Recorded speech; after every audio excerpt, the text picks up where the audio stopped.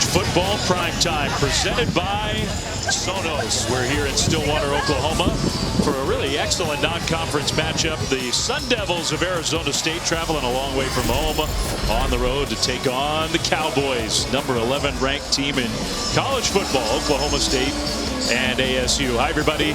Dave Fleming, Rod Gilmore, Tiffany Blackman, great to have you with us. It has been a crazy day in college football, so you might have thought, hey, we kind of know how this game's going to play out here in Stillwater tonight. We don't know anything. Notre Dame goes down, Texas A&M goes down, Wisconsin loses to Washington State. Who knows what's going to happen tonight? One thing we do know, Spencer Sanders is coming off maybe the best performance of his career. He's played a ton of football for Oklahoma State. He was awesome in week 1. Yeah, incredibly underrated quarterback. This is a guy who's in his 4th year as a starter for Oklahoma State, and he had a fantastic game opening week, responsible for 6 touchdowns in that ball game. And Mike Gundy, his head coach, calls him a magician because he runs this up-tempo offense to perfection. And yes, he's the rusher. He's the leading rusher for this team. So as this offense goes, it goes because of the way he goes in a ball game. He's got to throw it and he's got to run it for Oklahoma State to be at their best offensively. Yeah, he made some history in week 1. I mean, there had never been, other than Patrick Mahomes, another half in the history of the Big 12. 300 or more passing yards, 3 touchdowns throwing, and 2 touchdowns rushing. Spencer Sanders did that all in the first half last week. That's pretty impressive company for Spencer Sanders. Meanwhile, it's a new quarterback, Rod, in Tempe with Herm Edwards and his ASU team, but it's not a guy who's unfamiliar with atmospheres like this. No, most of us have seen Emory Jones over the years playing quarterback for Florida. He left after Anthony Richardson took over there at Florida. He transferred over to Arizona State, and he's become the guy. He's become a team leader and a captain right off the bat. And he is a guy who also can run the ball, but they need him to be a quarterback who can throw it tonight. They only threw it 18 times last week. Didn't have to do much more than that, but he is the key to Arizona State's offense tonight. Yeah, he had a hard time protecting the ball last year with the Gators. If he can do that, he's got the talent to pull off an upset on the road. ASU OSU from Stillwater. Kickoff coming up next.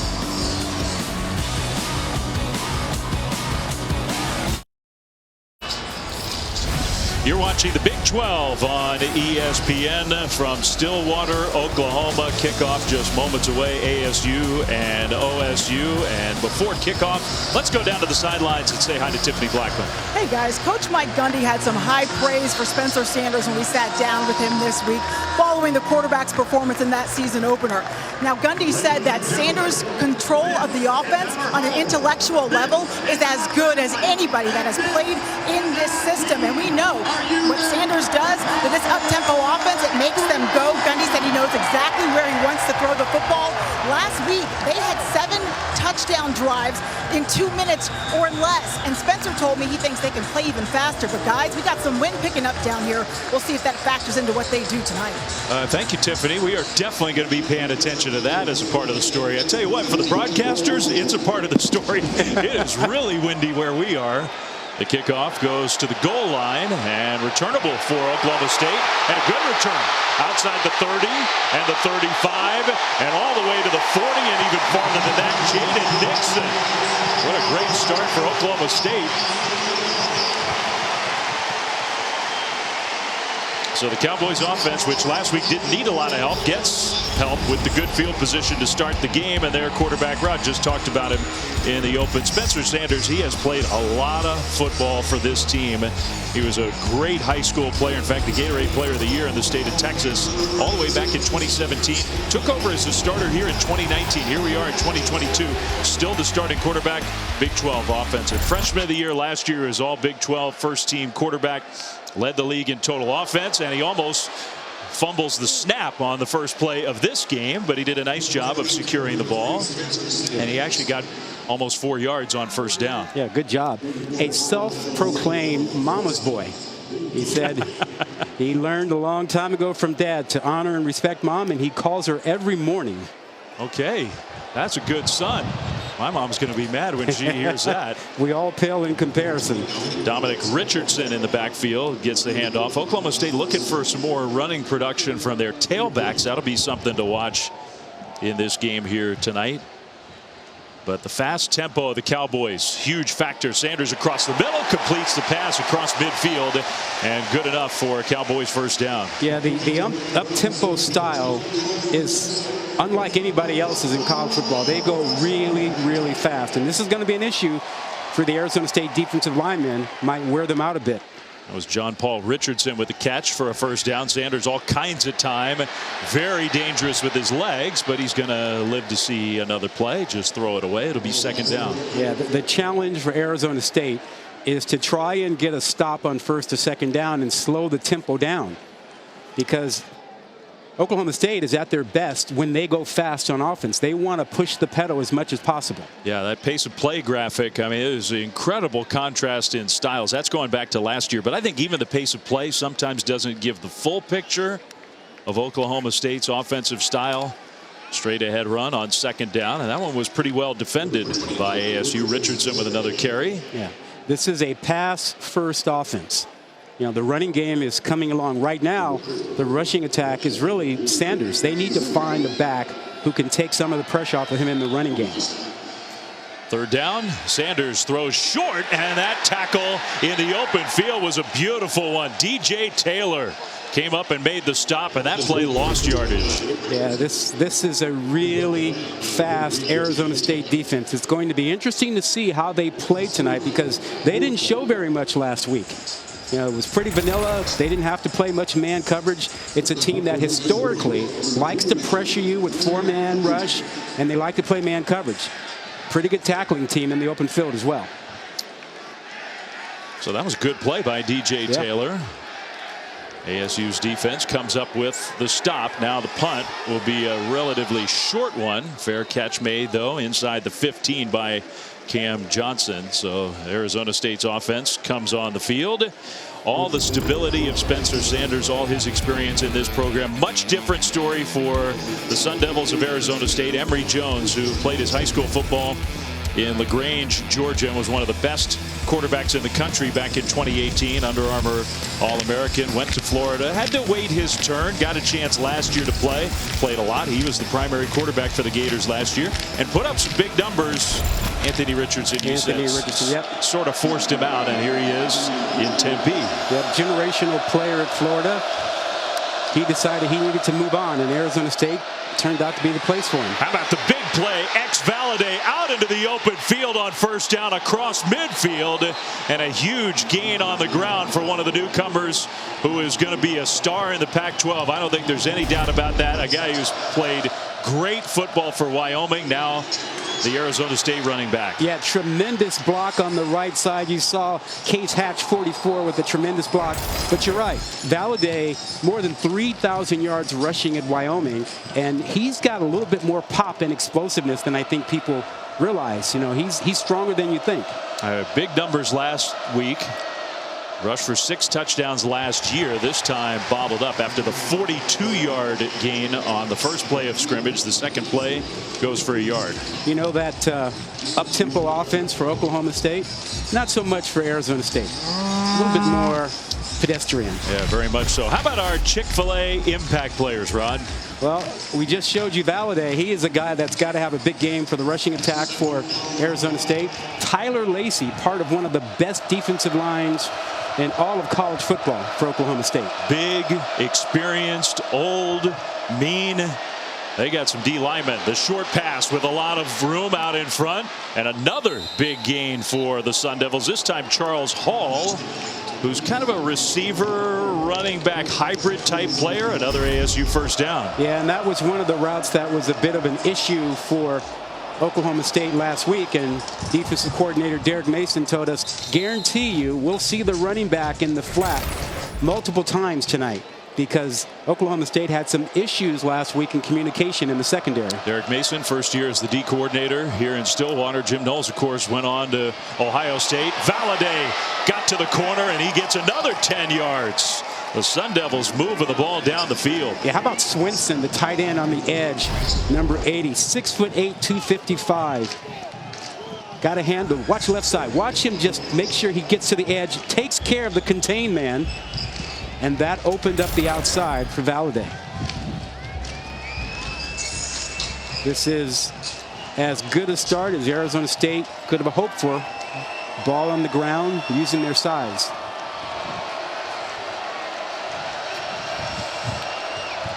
Jones in the backfield, a little play fake, and Emory Jones just got tripped up. That turned into a pretty good play for Mason Cobb to get him by the ankles, because Emory Jones, I mean, he can throw the ball, but really I think his #1 skill, he is just so dynamic in the run game. Yeah, he is really talented, and Arizona State, they have not really used him yet. At least last week they didn't use him a lot in the quarterback run game. We expect to see that tonight. The combination of Emory Jones and Valladay rushing attack with a couple of tight ends could be really beneficial for the Sun Devils. 2nd down and 9 inside the 15 of Oklahoma State. On the move. First Sun Devils possession of the game. The short dump pass and then a missed tackle. Or you could give credit to Jalen Conyers and say a broken tackle for a gain down to the 9. Well, there is more use of the receiver in the flat. This is something that we expected to see from Arizona State. Remember, this is a young secondary, young defense after all the experience they had last year that graduated or moved on to the NFL. Yeah, lots of experience up front, not so much in the back end.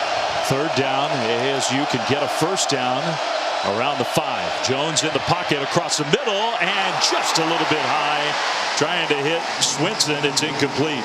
A little behind him and high. He had more room in front of him.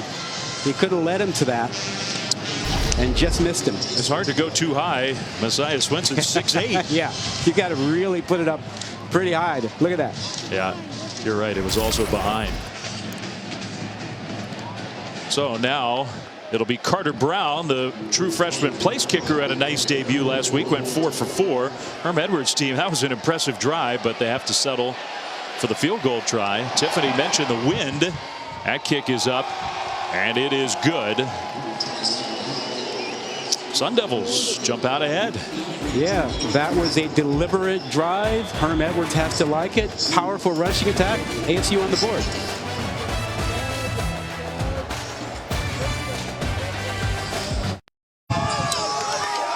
Well, everything but the very end of that drive for Arizona State was really impressive. 8 plays, 78 yards, took almost 4 minutes. Ended up having to settle for the field goal, but they get the 3 points. They're on the board to start this game after they forced a punt from Oklahoma State. Herm Edwards, it's his 5th year at Arizona State.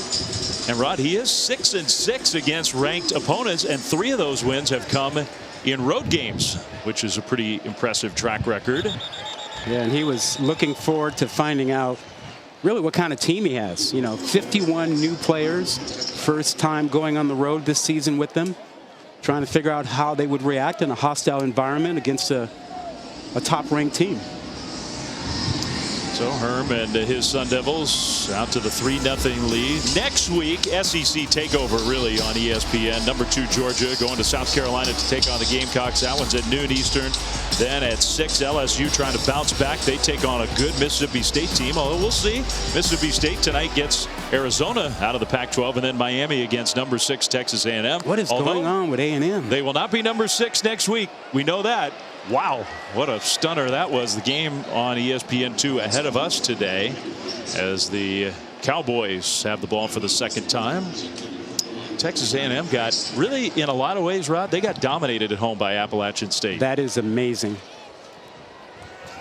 Another handoff. This one goes left to the 30, maybe the 31. It's going to set up a 3rd down and 4. Yeah, you notice that when Oklahoma State struggles on 1st and 2nd down, it slows down the tempo a little bit, which is exactly what Arizona State wants. Lets the defense get a little bit more organized. Spencer Sanders in the pocket. The throw is knocked down, incomplete. Nice defense. That was Roe Torrance from behind. No penalty flag. It's 4th down. Yeah, he is a large corner, 6'3", long arms. Came over from Auburn, one of the new players, and fits this system. They would like to play a lot more man coverage. They didn't have to do it last week, but that's going to make things a challenge for these receivers. They have to prove that they can beat single coverage. He almost looks like a linebacker. Yeah, he's a tall guy, tall and rangy. Tom Hutton, who is the oldest player in college football. He's the punter. Going to try to angle this one away from a very dangerous return man, DJ Taylor. He didn't angle it anywhere. Taylor's got it. Taylor cuts it upfield, tries to spin away and takes a big hit at the 25-yard line. That was a 52-yard punt and into the wind. That was pretty impressive. Sun Devils, though, will have the ball when we come back to Stillwater right after this. Football Prime Time is presented by Sonos. Experience game-changing sound made easy. ASU got to go back to Camp Tontozona, a little team building outdoor activity before the year. I mean, the funny part about it, like how Valadez, one of the best running backs in the country, you crash into defensive linemen, but you're too scared to walk across a plank over a creek that's probably 6 inches deep. We don't do planks, man. That's like walking the plank for a pirate. Come on. He had a big impact on the first drive for ASU. Xavier Valadez from Chicago, great career at Wyoming. He is the active leader in all of FBS football in rushing yards. And he can catch the ball out of the backfield, too. He can. He's going to get the ball on first down, bounces outside, and then takes a big hit and goes down. For more on X, let's go down to Tiffany. Yeah, guys, not much of an X factor on hikes, but he certainly is on the field. He told me that nickname, it means he's a guy that you can count on. He said he feels like whenever his name is called, that 10 times out of 10, I'm going to go out there and make that play. I asked him, where does that confidence come from? He said he's X Factor Junior. His father instilled it in him, guys. Okay. And he does. His full name is Xavier, but really he wants to be called X. Call me X, he says. Keep running like that, we'll call you whatever you want. Valadez, play fake to him. Jones across the middle. Nice delivery, and then the turn upfield to midfield. Elijah Badger inside Oklahoma State territory down to the 44. Man, we have seen some big plays already from this ASU offense. Yeah, that was a tremendous play fake by Emory Jones, the quarterback. It really sold the linebackers. Watch how far they come up and create that space behind where it's an easy throw for Jones. Tremendous fake.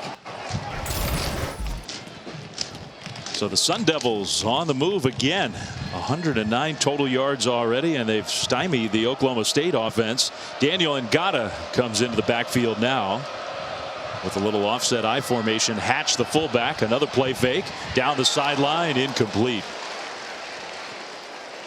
How wild is it? How cool is it to actually see a huddle? You know, you see a team, you don't see it very often in college football anymore. Guys get to, you know, hang out and remind teammates of things and get your play call, and you got a tight end and a fullback in the game. And tonight with ASU, you see a huddle, and sometimes the quarterback actually goes under center. Yeah. Not this time, almost like a pistol formation for Jones. He's going to roll right and then get hit, throws over the top, another incompletion. Yeah, great poise. Emory Jones did not get hurried by the fact that he was being harassed. Didn't panic, kept his poise and threw the ball away. They were looking for a veteran quarterback after Jaden Daniels transferred to LSU. They have so many young guys. Herm Edwards told us, felt they really needed an experienced quarterback, and Emory Jones was the perfect fit. And now it's 3rd and 10.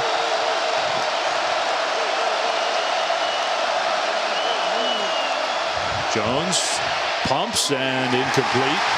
His receiver almost stopped there, intended for Badger again. It's 4th and 10. If they'd gotten 5 yards there, Rod, maybe Arizona State thinks about going for it. Yeah, Derek Mason dialed up the pressure that time. Oklahoma State bringing their inside linebackers. A little bit of pressure on Emory Jones. And they do rely on pressure. I mean, no team had more sacks than Oklahoma State last year. Nobody. 57 or something like that. 57 sacks for the year. So Jones, they got inside Oklahoma State territory, but no farther. The punt and the fair catch right around the 10, called by Presley. 35-yard punt, no return. Let's check in studio with Matt Berry. Lemon, thank you. Time now for your AT&T 5G studio update. Going to go out west, USC Stanford. Caleb Williams to Lake McCree. This one early, 7-0 USC over on ABC. And by the way, I was rushing to get to studio there. We really needed a better intro for Matt Berry, one of ASU's finest. Prominent. Matt has a rooting interest in our game tonight. So a good start for USC. A lot of people question that top 10 ranking for the Trojans. Sanders, man, what a dangerous throw, and somehow he fit it in there to John Paul Richardson. First down, Cowboys. You know, Sanders has been polarizing for some Oklahoma State fans because he'll make great plays, and he's also turned the ball over at times. And so at times they get a little bit antsy. That one was dropped. That was a pretty easy throw. Yeah. Braden Johnson had a big week one, just out and out dropped that one. It'll take you back to this well-thrown ball right over linebackers. Watch him drop this one in. A nice catch. Little dangerous area, but gets away with it. Ooh. That made me nervous. That's into the wind a little bit. I think that held it up some. Might have. That was a really good catch. Now the quick hitter on the left side, complete. That's an Oklahoma State first down. There's Presley, who's a little bit more of a possession type receiver. Cowboys have a proud tradition of a star at that wideout spot. There are a couple penalty flags, by the way, and now we got a little scrum. Tautala Pesafea in the middle of it. Big dude. Not known to walk away from confrontations. 315 pounds. Personal foul roughing the passer. Defense number 44. Late hit to the quarterback. 15 yards from the end of the run. Automatic first down. Steve Strimling, part of our Pac-12 officiating crew. Oh man, that's blatant. You can't do that. No, it's not even close. And kudos to the Oklahoma State offensive linemen for trying to protect their guy. Yeah, I don't blame him one bit. Yeah. So now Oklahoma State into Arizona State territory. Across midfield, Sanders on first down. Throws right, incomplete. Overthrew Braden Johnson. Now that's what you want to have Sanders do if you're Arizona State. You want to force throws outside the numbers. You want to make sure that he doesn't have the middle of the field. You see what Arizona State last season was. They had a tough time with penalties. Oh, we saw some games, Rod, you and I, where they went like 6 plays in a row with a penalty. Huge hit on Sanders. The all-out pressure up the middle. Now another flag is thrown. This one might have been after the play. I'm not sure that was a late hit. I thought that was a clean hit. We'll see. Yeah, that flag came out late. It looks like it's probably against Oklahoma State.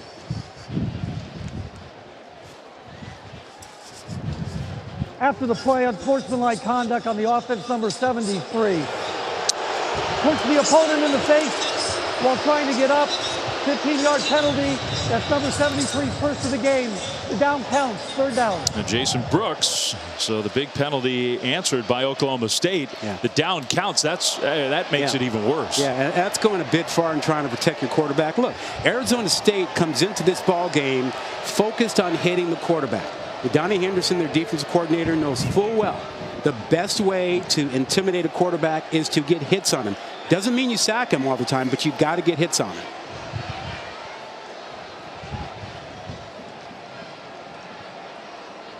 So it's third down. The yardage marker on the field says second down. It's not second down. It's third down. And Oklahoma State barely gets back to the line of scrimmage. So they got across midfield and then they went backwards. Yeah. You know, we were talking before the game about Arizona State's defensive philosophy. Historically, they are a man-to-man pressure team. But when you go back and look at film, Baylor has played Oklahoma State really well by playing a lot of zone coverage or mixing zone and man concepts and rushing for getting hits on Sanders. And so I expect to see a lot more of that from Arizona State tonight. Joe Moore, one of the most important players along the front for ASU, is the player who is down. There was, and I want to get back to the point you were making there. I think we will. There was a lot of confusion. The guy holding the down marker on the far side from us, the ASU sideline, had the down wrong. Yep. It is fourth down. Oklahoma State was unhappy about that, but it is fourth down.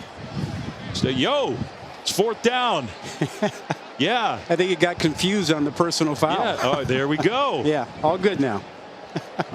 That's a 4. Sorry. He's doing it. He's just trying. He's just trying. Got to focus, right? Pay attention. I mean, that's kind of an important detail. You think? DJ Taylor back to receive the punt from Hutton, who again tries to punch that one through the wind. Taylor, no fair catch. DJ Taylor got to the 20. Good coverage from the Cowboys, because he can be really, really dynamic in the open field. But Arizona State's defense holding up in the first quarter here in Stillwater. The Sun Devils lead 3-0.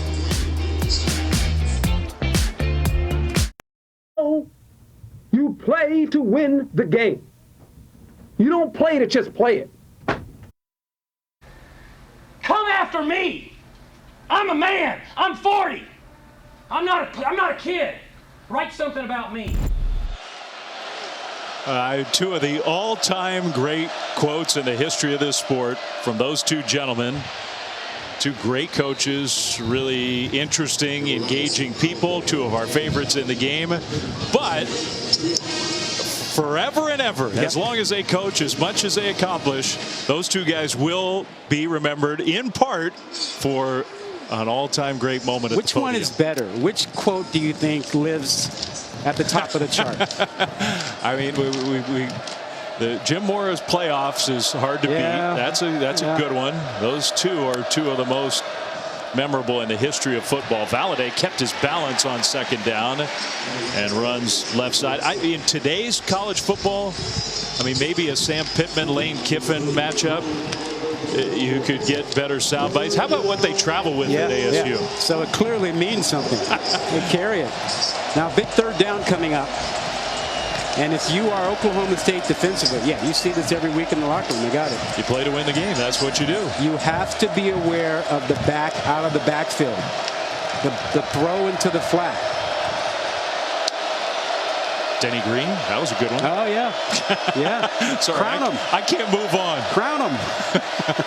Pressure comes. Jones, and it somehow was caught. Kind of floated up there by Badger, but the tackle short. Colin Oliver put the big-time pressure on, and Arizona State for the first time is going to go 3 and out. Yeah, good pressure.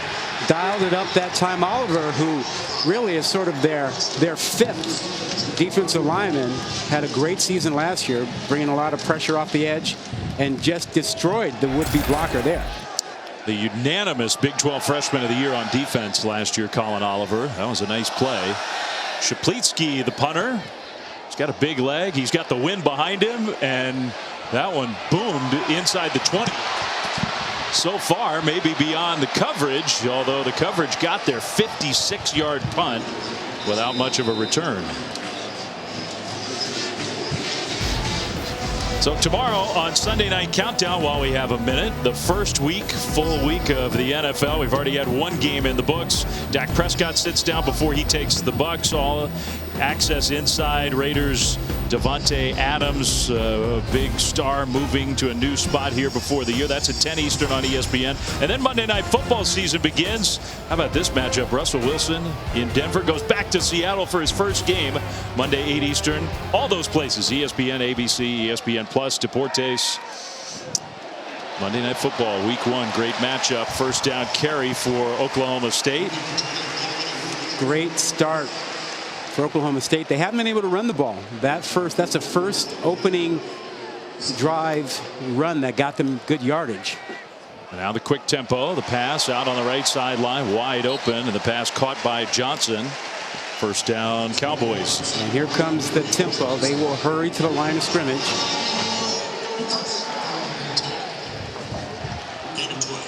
He's been frustrated on offense so far today. Certainly a different story than Week 1. Sanders started to take off, somehow got through. There is a penalty flag back in the backfield. What a run from Spencer Sanders. Not huge yardage, but really a spectacular play. But this one might be coming back.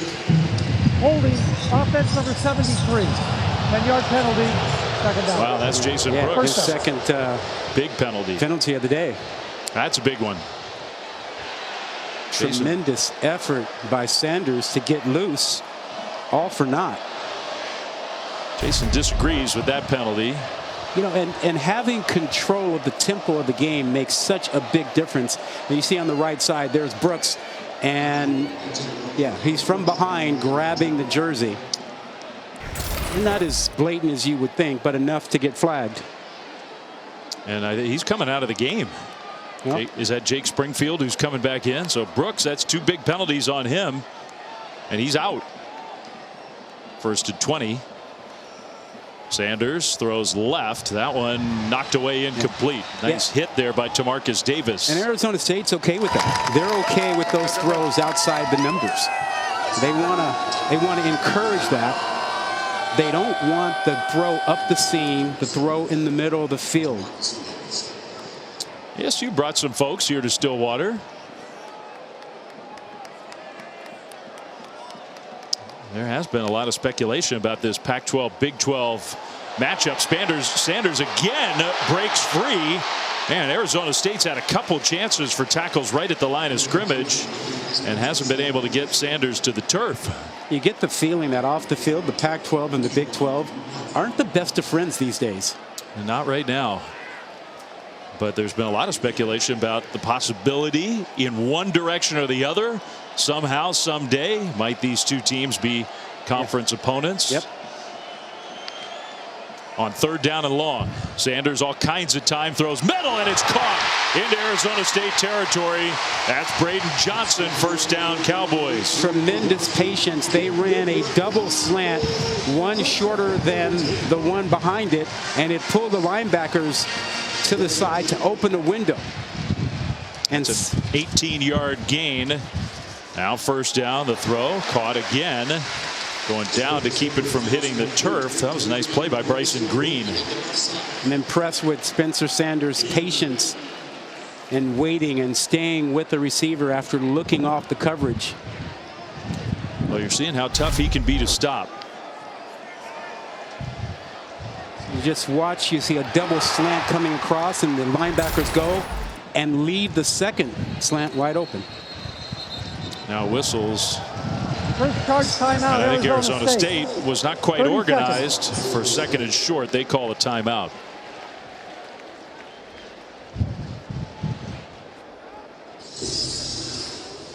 So we'll keep it here. 2nd and 1 coming up. Final minute of quarter number 1. A quarter that's really been dominated, might be too strong a word, but Arizona State has outplayed the number 11 ranked team in the country on the road. I mean, we were talking about the drama between the two conferences.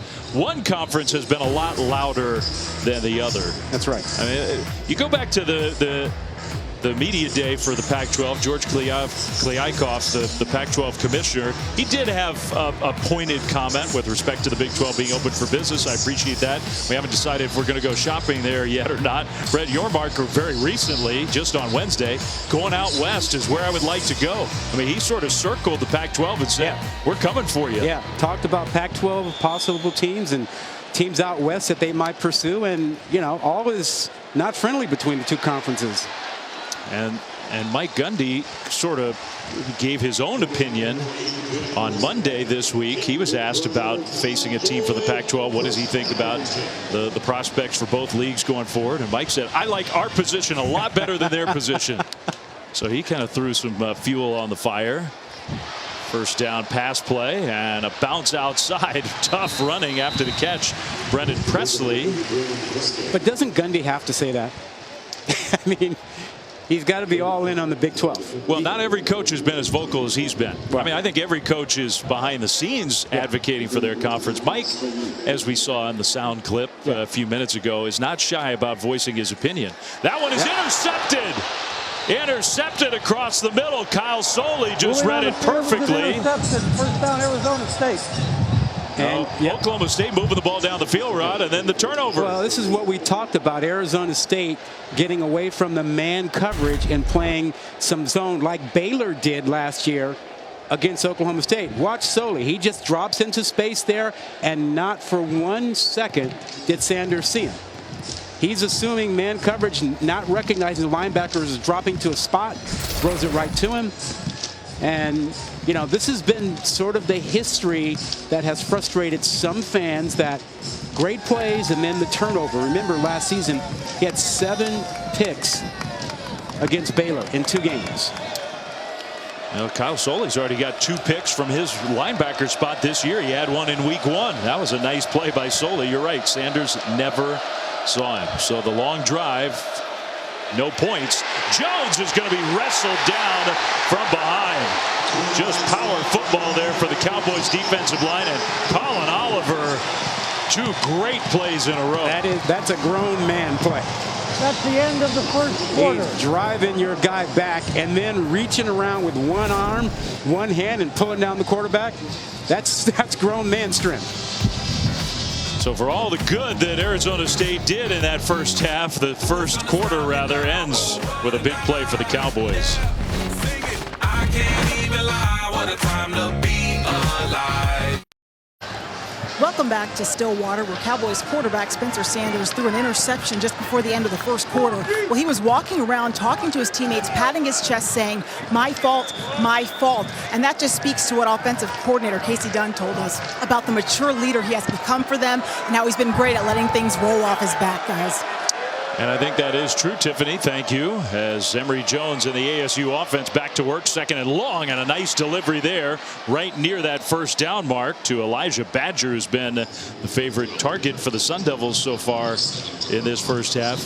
But the issue isn't going away. I mean, Spencer Sanders, all the spectacular stuff, you got to protect the ball. Yeah, you're absolutely right. And that's been the criticism. But look, he's an outstanding player. There's a lot on his shoulders, and he understands that. And he's going to have to make plays, both throwing the ball and with his legs, for Oklahoma State to win tonight. And they did give forward progress. Badger just got there, so that's enough for a first down, Arizona State. Under center, Jones will hand it off. Valladay, who has had great success going to the outside in the first 2 weeks of this year.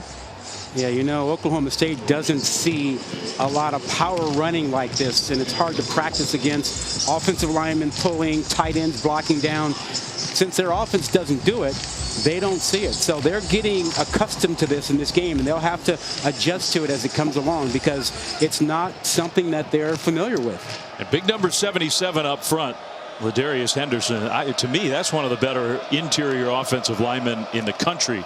And he just mauled one of those D linemen pulling on that 2nd down run play. Now Oklahoma State played it well and stopped Arizona State for a short gain. It'll be 3rd down. Yeah, he's 6'5", 310, and you know, his first game is 4 years ago. 17-year-old freshman at Michigan State. Watch number 77 at that guard spot. Watch how athletic he is. He moves nicely and delivers a blow. Yeah, that guy could play. You're right. He started so young. He was one of, he might have been for a minute, he might have been the youngest player in college football. On 3rd down, Jones hands it off, and close, but I don't know that Ngata got there. Yeah, I don't think he did. That was a good tackle. He's short. Now, how gutsy does Herm Edwards want to be? It's short by, what, a foot? Yeah, now typically this is Herm kicking the ball, but he might like the way his offensive line has been playing tonight. I don't see a punter coming out on the field. Nope. And remember, this is a really good defensive line, not the biggest. So expect Oklahoma State to move that defensive front, attack, and not sit there for the big guys to lean on you. ASU's a little disorganized coming to the line, and I think they're going to need a timeout. They will call timeout. Second charge timeout. Well, it's too important of a play if you're not lined up and ready to go. You need to use that timeout. So we'll take a timeout ourselves, and we'll see if Herm Edwards still wants to go for it when we come back right after this.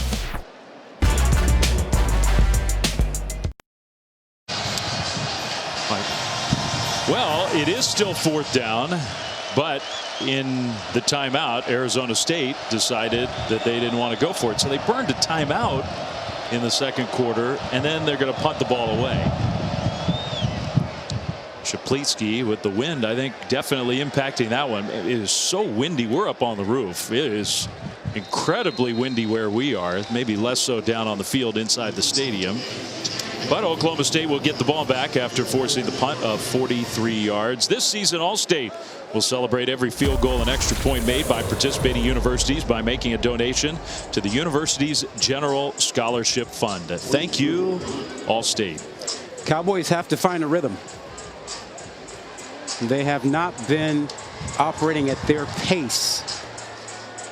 First down stops made it difficult for them. Look at that. 4 drives, 3 punts, and a pick. Last time they had it, it looked more Cowboy-like. Casey Dunn, the offensive coordinator, has done a really good job here and loves that up-tempo, that quick hitter, the screen to Presley. But Pesafea was there with some help.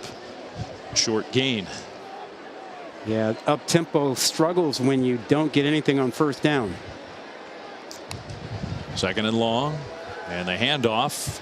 That one was well defended out to the 20, but no more. It'll be 3rd down and 5. Omar Norman Lott. ASU, so much turnover on this Sun Devils roster.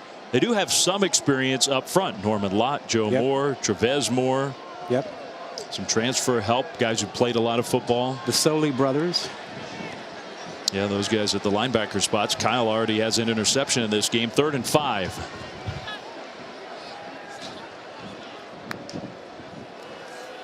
Four-man rush. Sanders goes over the top, and it's going to be almost intercepted. Wow, great coverage, I thought. Kewan Markham.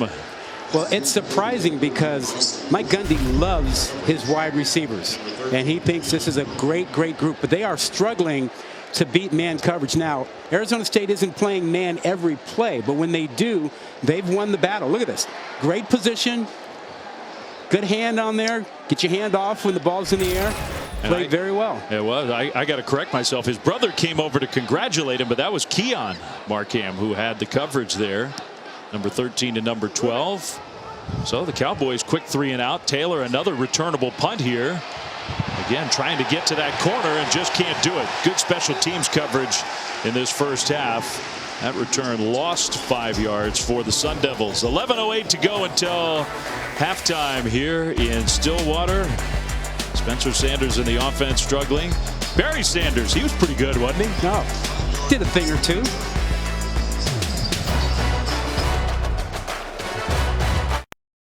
Football Primetime presented by Sonos is brought to you by Liberty Mutual Insurance. Only pay for what you need. Well, they have a great tradition of running backs here in this Oklahoma State program. 3 college football Hall of Famers, Thurman Thomas, Barry Sanders, a guy who maybe has not been appreciated in the history of the game as much as he should have. He's being appreciated now. Terry Miller's going into the College Football Hall of Fame this December, and they honored him on the field in between the first and second quarters. Terrific college player, terrific NFL player. And you're right, he's the guy that gets forgotten when you talk about the great Oklahoma State running backs. Barry Sanders comes to mind, Thurman Thomas, but Terry Miller is also in that group. It was great to see Terry looking good with a big smile on his face.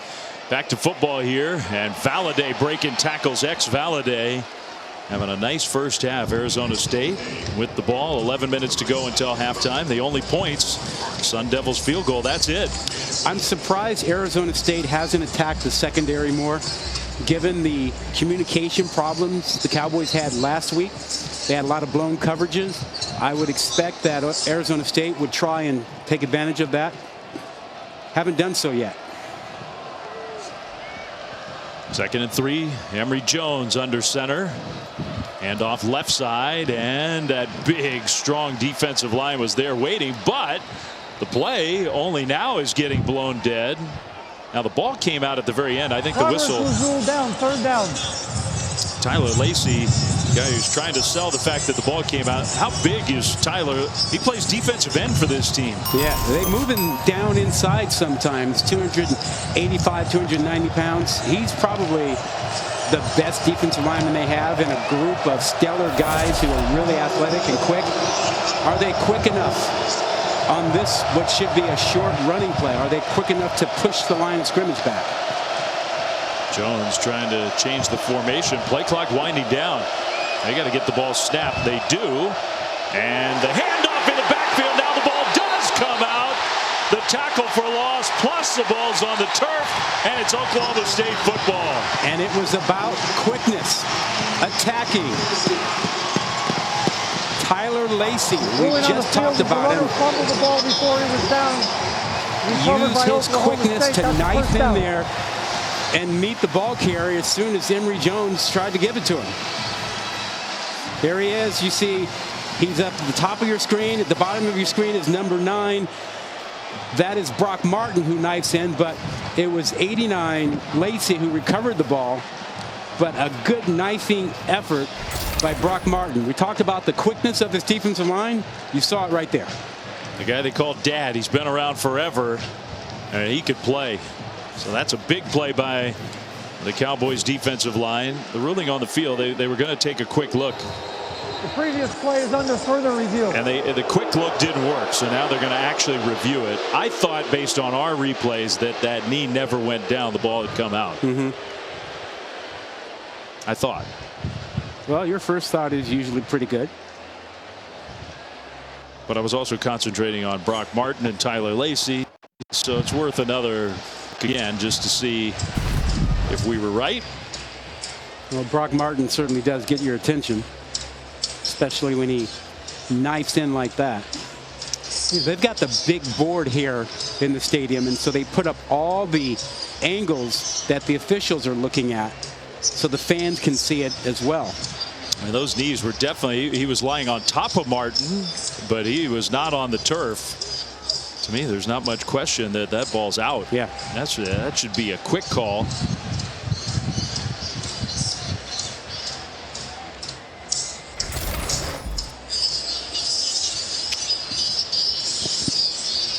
Operative word being should.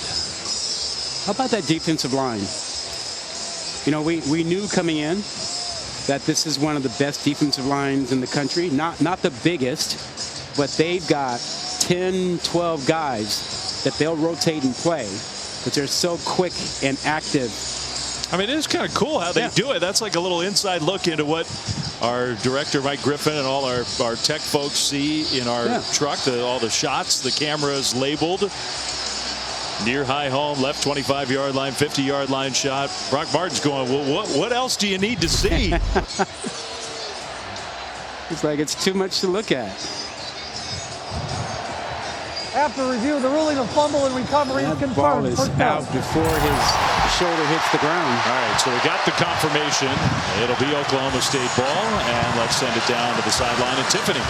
Dave, you mentioned that Brock's nickname is Dad. Well, it was given to him by defensive end Trace Ford. And Brock said he didn't mind that Trace shared it with the media. He's always kind of just took him under his wing, and it's kind of their little go-to thing that they call each other. Defensive coordinator Derek Mason refers to them as father and son. Thank you, Tiffany. A 4-time first-team academic Big 12 member. Handoff and a booming hit from the running back. Straight ahead run for a nice gain for Oklahoma State. That's Dominic Richardson. And that's what this offense has been missing. It's been missing a running back who can run inside and take some pressure off of Sanders. Handoff to Richardson again, inside again, and another nice gain inside the 20. And more powerful running from the junior from Oklahoma City. Yeah, good job by the right side of that line. Preston Wilson, Hunter Woodard, little inside zone, stretching their guy out to the right side. Cowboys on the move after coming up with the turnover. Sanders keeps. Sanders to the 10. And even Sanders, the quarterback, doesn't want to go down quietly. Yeah, I don't want him lowering that right shoulder, though, taking on a block, taking on a tackler. Yeah, you need that right shoulder for something else. Yeah, you got to keep him healthy. First and goal, Oklahoma State. Receiver in motion, handoff, left side, and Richardson stopped inside the 5. You feel the change in the rhythm for Oklahoma State. The pace is where they want it. Richardson to Sanders' right in the backfield. Richardson gets it. Touchdown, Oklahoma State.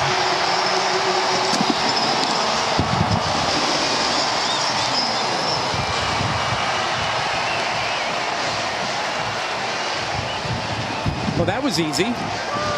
They sure made it look easy. Well, they got the rushing game going with Richardson, in the backfield, and that opened things up. I mean, look at the left side. Watch the good blocking. Just creates a little lane there. Solely 34 late coming over because couldn't climb over the lineman in the block. 5 plays, 37 yards. There's the quick strike offense we were expecting. It took just a minute 13, and that extra point perfect. You got to score after you get the takeaway. They caused the fumble, changed the momentum, getting a little rhythm going. Sanders feeling good, get some help from Dominic Richardson, and all of a sudden the Cowboys are looking like the Cowboys.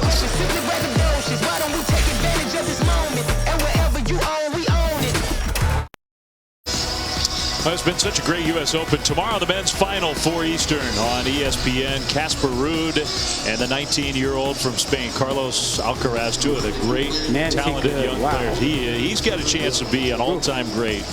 And both of those young men are seeking their first Grand Slam title.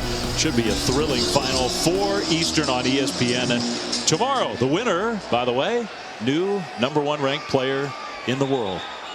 So that's also at stake, aside from a first Grand Slam. The nice touchdown drive. It didn't last very long for the Cowboys. It didn't need a whole lot of time because they had a short field and they found their rushing attack. Someone other than Sanders. Dominic Richardson came alive on that drive, and then you sprinkle in a little Spencer Sanders and finish it off with the big back, Richardson. And now you feel the momentum change. You feel like Oklahoma State is finding their own rhythm, their own style again.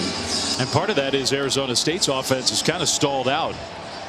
The Sun Devils were moving the ball early in this game and haven't looked as organized. Had some blown plays. Emory Jones, the transfer from Florida at quarterback, hands it off on first down. Valladay, a gain of 2, maybe 3 yards. Yeah, right now that defensive line is too quick for Arizona State's front, and Arizona State's going to have to switch it up. Maybe a little bit quarterback run game. We talked earlier also about attacking that secondary that had some trouble last week.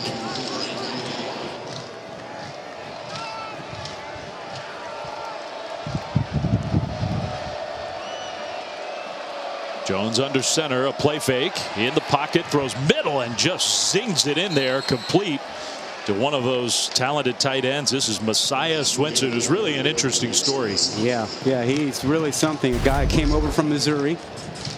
Did not catch many balls at Missouri. 2 of them last year. Yeah, 2. He's found his place. Young man who he lost his dad when he was entering the 8th grade. Died prematurely at 43 of a heart attack. And then it took a village. Al Harrington, former Chicago Bears linebacker, and other friends of his father stepped in to become a mentor for him. Jones pressured on first down, and it's incomplete. Let's go down to Tiffany. Yeah, and Rod, now, Messiah's got Coach Herb Edwards to be with him as well. So he's got some good guys surrounding him. He said he was getting calls and texts from other coaches when he entered that transfer portal. But when Coach Edwards called him, he had a wow moment. He told me he wanted him to play tight end for them. And he said this was so exciting for him that even his mom knew who Herm Edwards was because she'd seen him in commercials and on ESPN.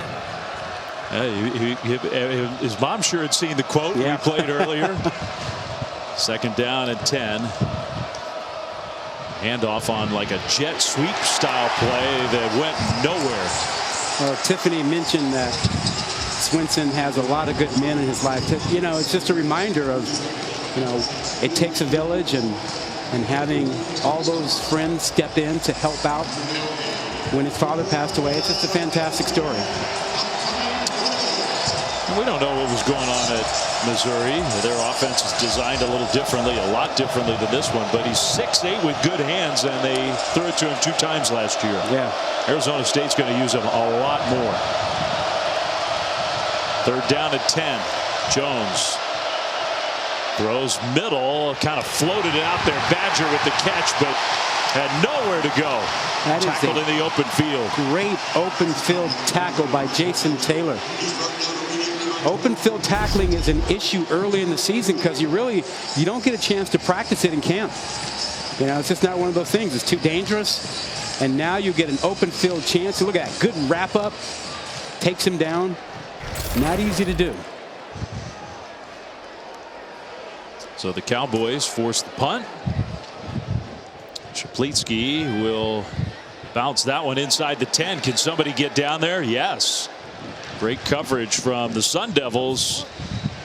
Oklahoma State's offense is going to have the ball inside the 5-yard line. That was good special teams execution. Well, our college football rankings brought to you by Goodyear. And these rankings, Rod, are going to change. Oh, boy, are they. What in the world is going to happen at Texas A&M now? This was supposed to be A&M's year, their year to chase Alabama in the SEC West. And App State knocks them off. And how about Notre Dame? Good for Marshall. Big win there. Well, it's a great win for Marshall. I mean, if I'm a voter, Notre Dame's out of the top 25. Easily. Easily. I mean, it's hard to go from 8 to unranked. Yeah, well, Texas A&M should come out too. What a day of some upsets. How about Washington State in the Pac-12 going to Wisconsin? Tough place to play. Beating the Badgers. Really impressive win. First down for the Cowboys inside the 5 and well stuffed by the ASU defensive line. You thought week 1 was crazy and you wouldn't see any other weeks like that. How about Texas almost knocking off Alabama today? A late field goal to keep the Tide as the #1 team. Yeah, Alabama was supremely tested. Sanders, that pass complete and close. The extra effort there at the end of that play by Johnson, and they may well give Oklahoma State a first down. We'll see. I think they spotted him just a little bit short. Look how fast they get to the line of scrimmage. They don't want to waste any time. The handoff on 3rd and short, just enough. And you get there quickly, hand the ball off. It's hard for the defense to be ready. Yeah, and remember now, Arizona State has to get a defensive signal in. So they look to the sideline to get the signal. Every player on the defense. And you don't want to get caught looking to the sideline while Oklahoma State's running a play. First down, Cowboys. Sanders fakes. Sanders keeps and then goes into the stylish slide. See, what gets ignored about this, if you look to the sideline to get your call, now when you turn back, you have to diagnose what the formation is and what's going on. Sanders throws on the move, incomplete. And here comes the penalty flag. It came late, but it came. DJ Taylor in coverage there. We've had a Pass interference on the defense, #3. Ball be placed at the spot of the foul. First down. a lot of pass interference calls this weekend in college football. And talking to the officials before the game, you know, they reminded me, listen, this is a contact sport. And they only want to call pass interference when there is clearly an advantage taken by one player or the other.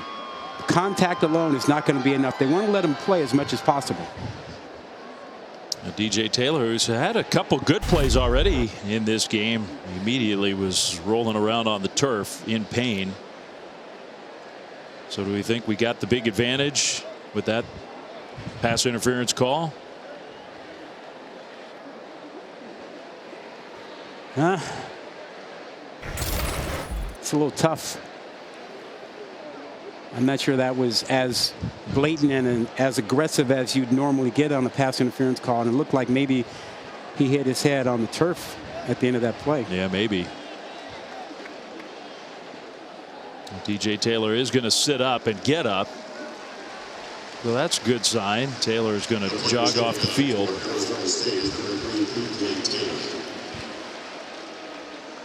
Well, we hope that DJ Taylor's okay. The penalty means it's another first down for the Cowboys. Under 5 minutes to go in this first half. Arizona State controlled the first quarter and maybe even into this second quarter, but the Cowboys are starting to assert themselves. Yeah, Arizona State didn't put enough points on the board when they had control of the tempo. And now Oklahoma State has control of the tempo of this game. Got to get off the field, coach. He did. Sanders handoff. Richardson left side. Richardson sort of strung out, but still got around that corner and got all the way out to the 40. Surprising quickness by Richardson allowed him to get to the edge there. They have multiple weapons in the backfield, but tonight it's been Dominic Richardson who has hogged the carries, 13 of them already. That pass was in the air a long time, and it was knocked away by Big Roe Torrance, incomplete. That's that long throw we talk about, that NFL throw from hash mark to the sideline. Got to have a strong arm for it. How about the way that was defended over there? Roe Torrance, 6'3", long arms. 3rd and 4. Sanders, almost like he was thinking about running right from the start. He gets the first down and more. Gets upended near midfield. But a first down, Oklahoma State. And Arizona State had a spy waiting for him to run, but Oklahoma State did a good job of blocking the spy. Middle of your screen right there. There's the spy. Can't get over. Good block. And yeah, another player down for Arizona State. Defensive lineman Nesta Jade Silvera, who is a Miami transfer. Big dude who's played a lot of football in the middle of things. Not putting much weight on that left leg. 6'2", 315 pounds.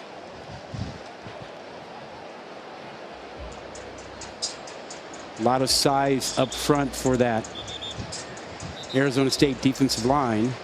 You know, you worry about your defensive line getting a little fatigued and worn out when the pace is as fast as it has been for Oklahoma State.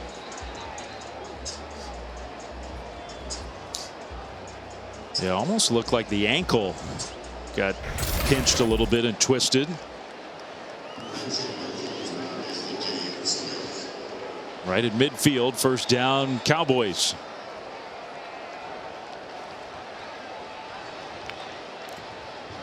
Play fake.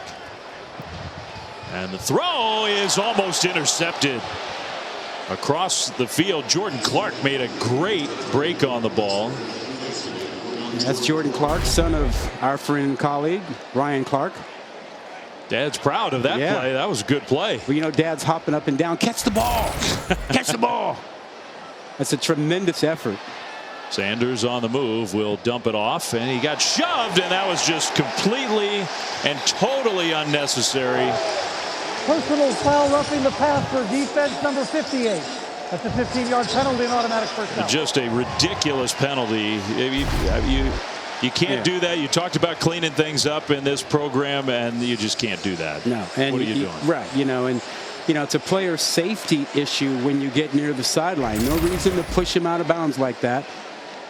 It would have been 3rd and 10 from midfield. Instead, it's 1st and 10 down at the 35.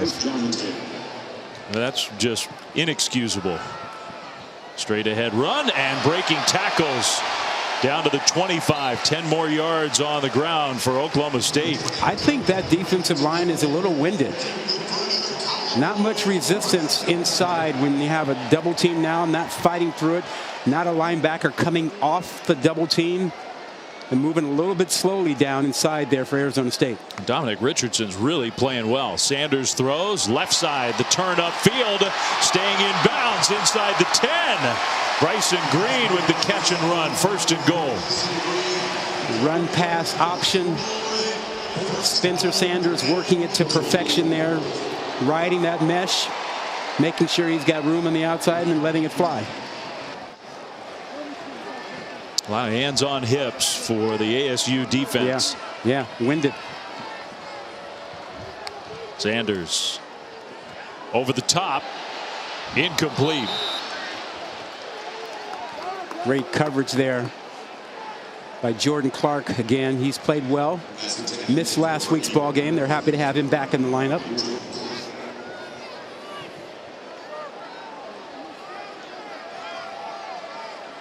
Played his high school football in his hometown of Baton Rouge, Louisiana. Came to Tempe to play for Herm Edwards. He's a good player.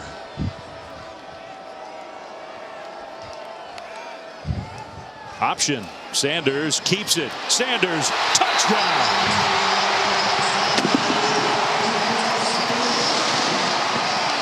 That's a quarterback. He looked like a halfback on that. He put his foot in the ground and cut up field. That's tough to defend. Oh, man. He goes from horizontal to vertical quickly and there was no chance to stop him. Watch this. This is a quarterback. This is a running back move. That's tremendous. Well, all the good play for the Sun Devils in this first half. That's a 96-yard touchdown drive. All that good play, and the Cowboys have put 2 touchdowns on the board here in the second quarter, and they lead 14-3. Yeah, took advantage of that penalty, roughing the passer, unnecessary, which really gave Oklahoma State a short field. There it is right there. Unnecessary. That gave more life to the Cowboys, and they took advantage of it. And when your quarterback can do this, yeah, you're going to get points on the board.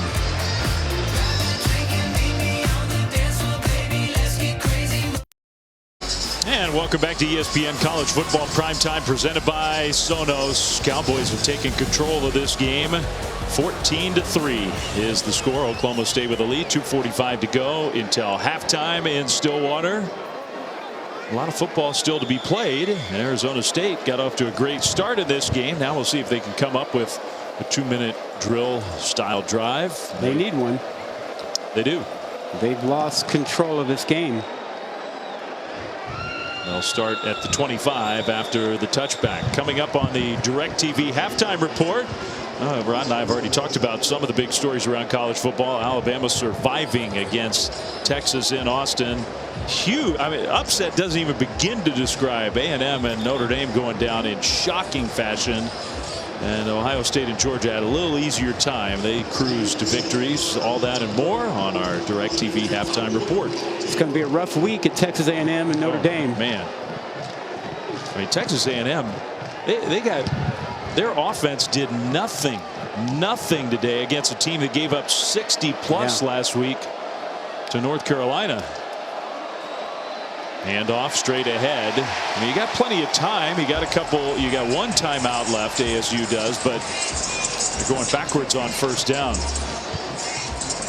Since the first drive, the Arizona State offense has not been as successful. Yeah, the rushing attack has stalled, and they haven't had a breakout receiver yet today. They haven't been able to shake anybody loose. This secondary for Oklahoma State has played way better than they played last week. 2nd and 10. And Valladay will get the ball again. Oklahoma State saw that coming. Yeah, too quick. They're too quick up front right now. Tyler Lacey, 285 pounds, but he's got great quickness, and that's a problem for this offensive line. 2 minutes and 4 seconds on the game clock. Yeah, that guy, he can play, man. He is one of, I think he's one of the best defensive linemen in the country. Yeah, no doubt. No doubt. Oklahoma State calls a timeout, by the way. You can finish your point, but they want to save time. Go ahead. Yeah, as they should, because the third down and 16 here, they got a chance to get the ball back and to put some more points on the board. Listen, they've got the momentum, they've got the pace of the game on their side right now, and they'd like to continue that before halftime. 2 minutes, it's a lot of time.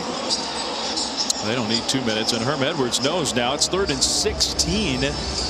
His offense is not really equipped in the downfield passing game to handle 3rd and 16 from deep in your own territory. Yeah, this would be a challenging throw right here. It's interesting, isn't it, that Emory Jones' run game just hasn't really been there? I'm surprised they haven't run him more in this ball game.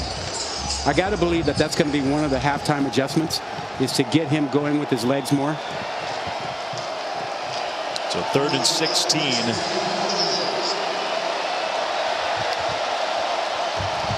Jones will run it here. That was a design play, but on 3rd and long, Oklahoma State wasn't going to let that get anywhere close to a first down. We get the microphone on now. There is penalty flag in there. Is it just me, or has that wind really picked up? Up here it sure has. Might be some weather moving into Stillwater. Kind of feels like it.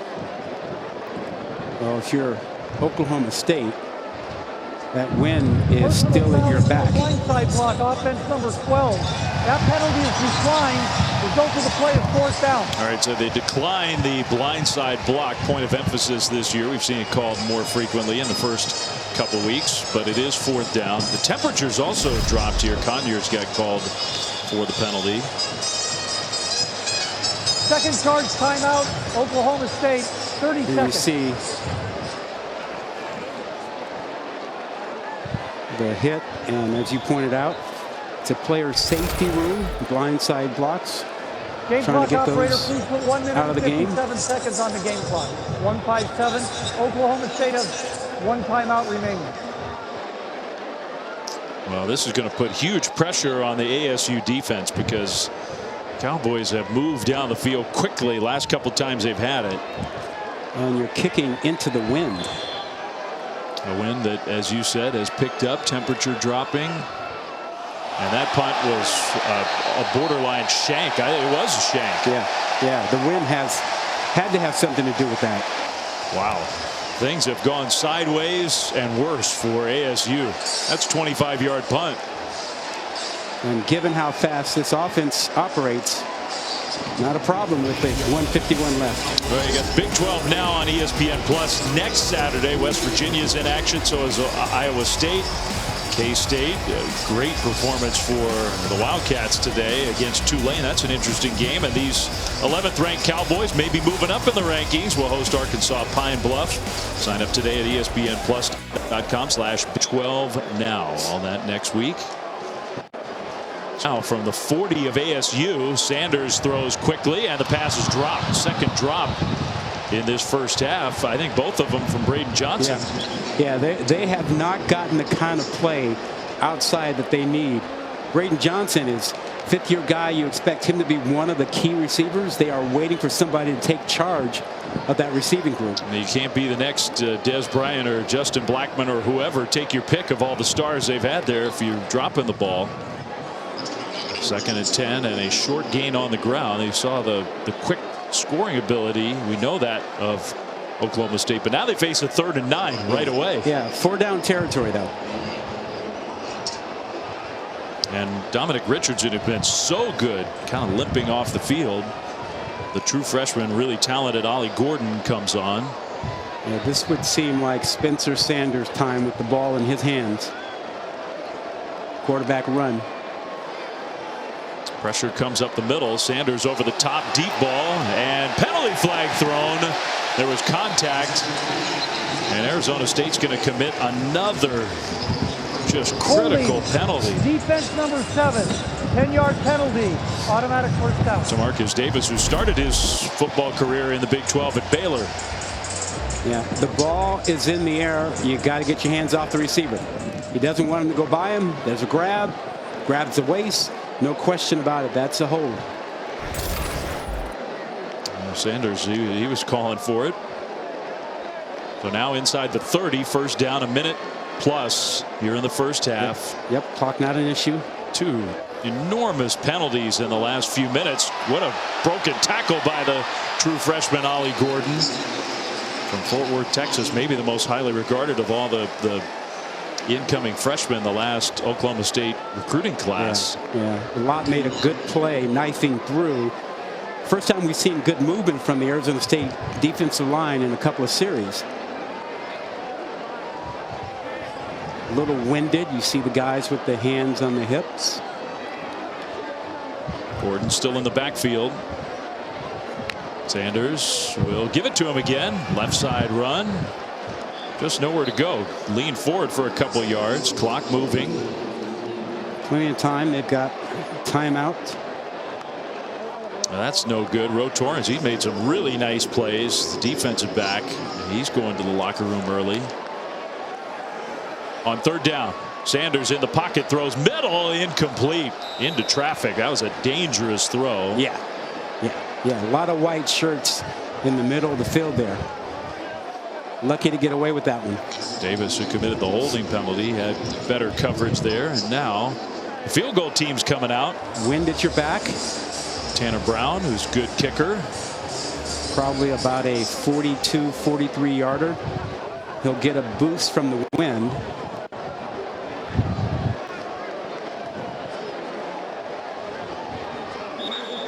Now Herm Edwards is going to call Third and timeout. final timeout, Arizona State. 43-yard field goal try seconds. coming up.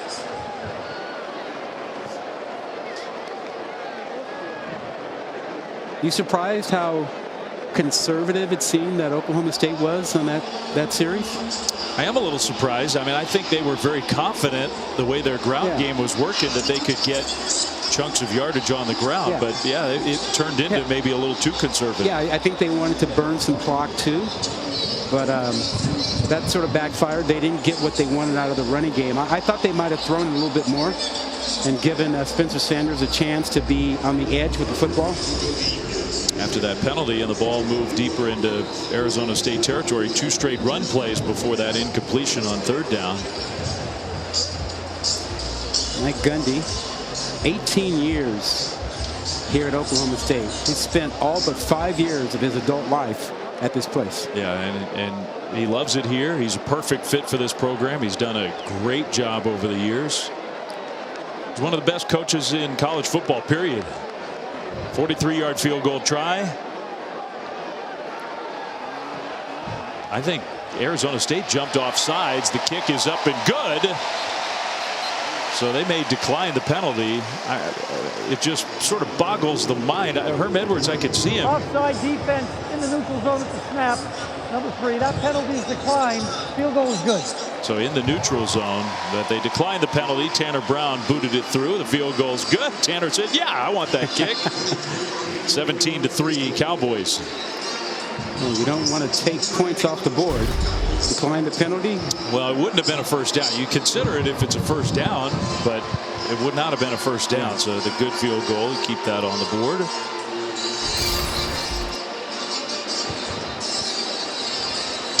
.26 seconds to go. Mike Gundy's got to be very pleased with the way his offense kicked it into gear as the half went on. The first 5 drives, no points. Last 3 times they've had the ball, 2 touchdowns and field goal. Well, they started finding something in the rushing attack with Dominic Richardson stepping up. We talked about it at the beginning of the game. They needed somebody to run the ball other than Spencer Sanders to take some pressure off him. They found that midway through the 2nd quarter, and that really kind of jump-started the offense.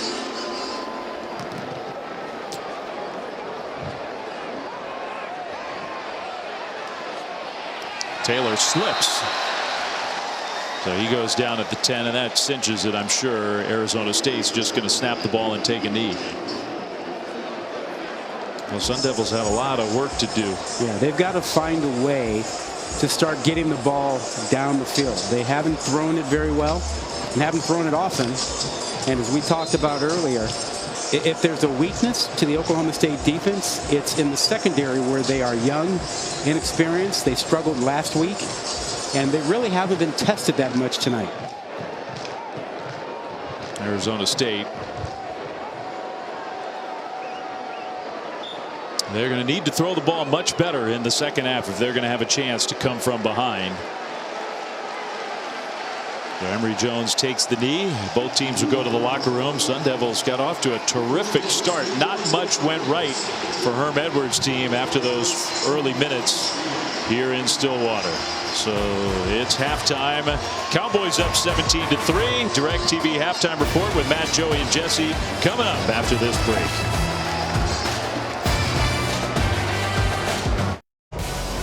Welcome back to ESPN College Football Primetime, presented by Sonos. As we get ready to start the 2nd half from Stillwater, Cowboys slow start, number 11 ranked team in college football, but they turned it on as the first half went on. And Mike Gundy's team has a 17-3 lead. Dave Fleming, Rod Gilmore, Tiffany Blackman back with you here as we get ready to start the 2nd half. Oklahoma State, you said it early, maybe a little too reliant on the pass game. They needed a ground game to complement their spread attack through the air, and they found it. Yeah, they did, and they really needed it. And it was the one thing that was missing. And when they got Dominic Richardson going, the offense started to hit on all cylinders. They found the rushing attack inside, and then it made it easier for Spencer Sanders. I mean, so much more when you could get your running back inside. Last week, it was all about Spencer Sanders throwing it and running it. Tonight, midway through the 2nd quarter, Richardson got in the act, opened up the offense. That made it easier for Spencer Sanders to run and to throw, and now they seem to have it all going in their direction.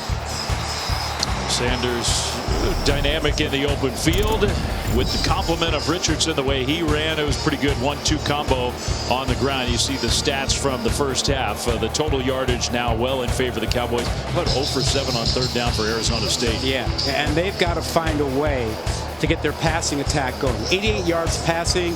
They haven't had enough Emory Jones, so they really need to get more of Emory Jones in the second half. While we have a moment, let's go down to the sideline. Tiffany Blackman. Hey guys, you were right about Oklahoma State running that football. That's where things changed for them in that first half. And when I spoke with Coach Mike Gundy, he said they started running better, they started blocking better, the things that they weren't doing early on. He also noted that Arizona State started to play back on them, and when they do that, they got to run. Guys. All right, thanks, Tiffany. So we'll see both teams if they can make a few adjustments as we start the second half. The game's still not, I mean, Arizona State still very much has a chance in this game. They get the ball first to start the second half.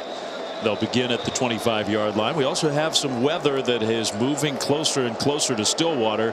Whether that turns into just rain or this time of year, late summer, early fall, you could get some lightning. That could be an issue. We'll see. Yeah. Well, Arizona State needs to figure out as soon as possible how to get their offense on track. And the passing attack is the big issue. They haven't been able to challenge what has been the weakness so far this season, anyway, of the Oklahoma State defense, and that is an inexperienced secondary. How about some bunch formations, stack them, try to create some confusion on the back end. So the first play of the third quarter, play action. Jones will get away from the rush, and Jones spun around, got back to the line of scrimmage, maybe got a yard. His ground game just hasn't been there either. Yeah, this is a very active and quick defense. We talk about their defensive line. We've hardly talked about Xavier Benson and Mason Cobb, the two inside linebackers who are very quick and active, and they're reacting to Emory Jones quickly and making tackles before he can get upfield. I thought it's pretty interesting how we mentioned Derek Mason's name a few times during the game, the new first-year defensive coordinator. A lot of experience in college football and a former head coach. Second down, Jones across the middle, wide open, and he hits his receiver. Then the missed tackle inside the 30. That's Gio Sanders to the 15, to the 10, inside the 5. Sun Devils with their biggest play of the game through the air by far. Sanders just short of the goal line. It'll be first and goal. Flynn, we talked about this secondary and miscommunication. There's a blown assignment here. You've got the inside receiver, the third receiver in, completely uncovered and running straight up the hash mark. It's a blown assignment, a miscommunication, because you should never, ever, ever have that third inside receiver running completely free up the field. That was 73 yards through the air, and just like that, Arizona State's got a chance to get back in this game. First and goal, Sun Devils. Jones is going to keep it. Emory Jones fighting, and he can't get there. A big, tough defensive front for the Cowboys. That was number 1. Xavier Benson, who led the way. Second and goal. Yeah, this front is active, quick. They don't just stand still and wait for the offensive line. They slant to the left or to the right. They're really trying to penetrate into the backfield. Expect to see Arizona State try to get to the edge, try to get to the wide field. I would think for the Sun Devils, the idea of kicking a field goal here would go out the window. Yep, can't have it. Valladay in the backfield, I formation. Case Hatch, the fullback. They give it to Valladay. Cuts ahead. Penalty flag thrown. He got to the goal line. I thought he got in. There was no signal of touchdown or not. So I guess he did not get in. That flag is in the area Holding. of holding. Defense number 91. Half the distance to the goal. By rule. Automatic first down. Wow. So defensive holding. Big. Huge. I thought that was going to be another backbreaker on the Sun Devils.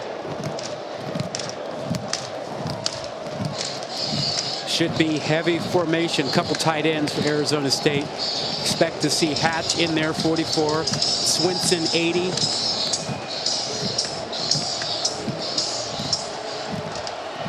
Yep. Couple tight ends. Of course, that penalty, as announced by our referee, means first and goal, basically from the goal line. Touchdown. Oh, what a great start to the second half for the Sun Devils. What a crunching block by 44 Hatch. Just get behind him and let him take you into the end zone. Well, if ASU needed a boost, and they really did, they just got it. Yeah. The big play, again, was attacking this inexperienced secondary that has had some miscommunications, last week and this week, and a blown assignment left the receiver completely wide open. They were so good there last year. They lost so much talent from that outstanding defensive team. Extra point up and good. So it's a touchdown lead for Oklahoma State, 17-10. Talk about physicality. Watch Hatch, 44, lead blocker. This is old school football. Get your fullback in there right behind him. Let him lead you into the end zone. This Hatch is going to have a crunching block here. Just get him behind him. Look at that. Lowers his shoulder, lowers the boom. And all of a sudden you have a touchdown to start the third quarter. A little momentum for the Sun Devils. Case Hatch and the ASU offense punching it in after Gio Sanders and Emory Jones combined for the big play to get Arizona State all the way down the field. Great start. Didn't take long.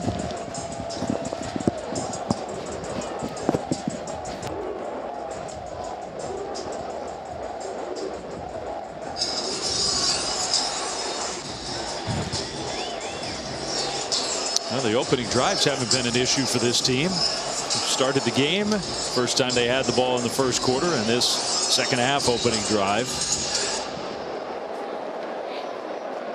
Nixon back near the goal line, and that is returnable into the win. So Jaden Nixon, who had a big return early, now a penalty flag thrown behind the play.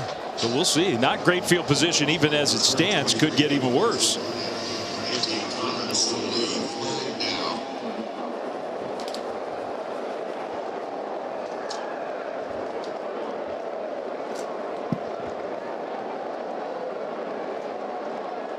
Pretty long conference down there. During the return, holding. Receivers number 4. Half the distance from the end of the run. First down. Well, now Oklahoma State did have a 96-yard touchdown drive in the first half. But they're going to need something close to that. They're going to start inside their own 10. Yeah, not the way they wanted to start the second half, giving up a big pass and a touchdown, and now you get a penalty and you're inside your own 10-yard line. Well, let's see if Oklahoma State can continue with the rushing attack that they had in the first half. One issue, Dominic Richardson is not on the field. We saw him limp off at the end of the first half. And it's Jaden Nixon, who's talented. I mean, it's not like Jaden Nixon can't do the job, but Richardson really had a great first half. Play fake, Sanders throws, and the pass is caught right near the first down mark, and then turned upfield. Bryson Green, that will be a Cowboys first down. Let's see if the tempo works for Oklahoma State here. ASU was not even really lined up when they snapped the ball, but they got lined up after the snap and stopped Jaden Nixon for no gain. Nesta Jade Silvera back in the game. He, remember, limped off in the first half, so that's good news for the Sun Devils. Now Sanders keeps it. Sanders trying to bounce it outside. Spencer Sanders gets forward for a gain of maybe 4, but it'll be third down. He takes a lot of hits. He does. A lot of hits. And that's one of the reasons why they needed to find some help in the rushing attack to reduce the number of hits he gets in a game, because if he were to get injured, that'd be it for the Oklahoma State offense this season. 3rd and 6. Big play for the ASU defense here. Chance to get off the field. Sanders throws right over the top, and it will be incomplete. Now there was some contact, but no penalty flag thrown. It's 4th down. Yeah, contact came early. And again, as we talk to these officials, they keep reminding us contact will happen. You're looking for one person getting a real advantage over the other. No such there, just a stumble. It's a good no call. It was. Marcus Davis had the coverage.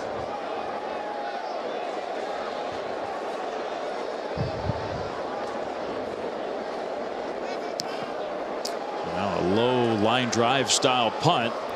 Fielded back around the 25. And a little stutter step move. I think that's Cam Johnson, not DJ Taylor.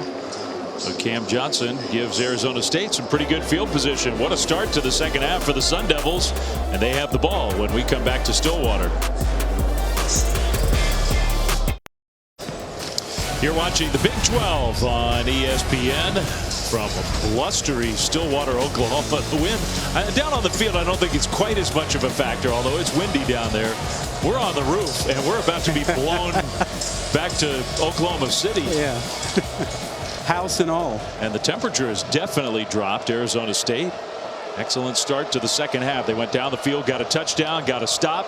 Now they get the ball back, trailing by a touchdown. Handoff and Ngata straight ahead, and a nice burst from Daniel Ngata. Valladay's going to get most of the carries, I think, this year, Rod, but Ngata's a talented back in his own right. Yeah, we've seen him the last couple of years. He's a guy who was highly decorated coming out of high school and has made it through a couple of injuries, and he's a good receiver out of the backfield. There's an Oklahoma State injury on the field after that first down run of 6 yards. That's Brendan Evers. He's played just so many games, so many snaps for this Cowboys defense over the last many years. You know, of all the things that are impressive about Emory Jones, to me the most impressive was that he arrived at Arizona State after spring practice, late May, and in a matter of weeks earned the respect of his teammates and was elected captain. That's amazing. 2nd and 4, and Ngata will get the carry again, trying to bounce it outside. He did. He saw some of that power speed combo there. He gets the first down out to midfield and just across midfield. Yeah, great burst. He was the number 7 ranked running back when he came out of high school. He's from Folsom. That's a proud high school program outside of Sacramento. A lot of good players from that area have come to Tempe to play for ASU. So 1st and 10 Sun Devils. Jones under center. Handoff, this time left side running Ngata. This time nowhere to go. So he's stopped for no gain, and we'll check in studio with Matt. All right, guys, get your Capital One rewarding performance. Holy Cross in Buffalo. Final play of the game. Matthew Sluka is going to chuck it to Jalen Coker. Look how many Buffalo defenders are around him, and look what Coker does. Comes up with it for the win. Holy Cross at the buzzer over Buffalo. Don't you love college football? Holy Cross. that was pretty incredible. What a day in this sport. Jones throws, and that one is incomplete, and here comes a penalty flag. Intended for Elijah Badger, another Sacramento kid. Number 13, 15-yard penalty, automatic first down. Yeah, the matchup is not the one you want if you're Oklahoma State. That's a safety, Harper, against a wide receiver in Badger, and because he's in the slot, he's got to cover him, and that's the matchup that Emory Jones recognized right off the bat. Harper didn't like it, but I thought that was the right call. Yeah, again, you're looking for advantage. Now, if he got his head around, that might have helped him, but he had his hands on him and didn't try to find the ball. So another player down on the turf. Big penalty against Thomas Harper, and Arizona State on the move, trying to tie this game in the third quarter. Timeout on the field. So we have a timeout on the field. I think that was Jabbar Muhammad, the defensive back, who was down. We'll check on him while we step away. 9:06 to go, third quarter at Oklahoma State.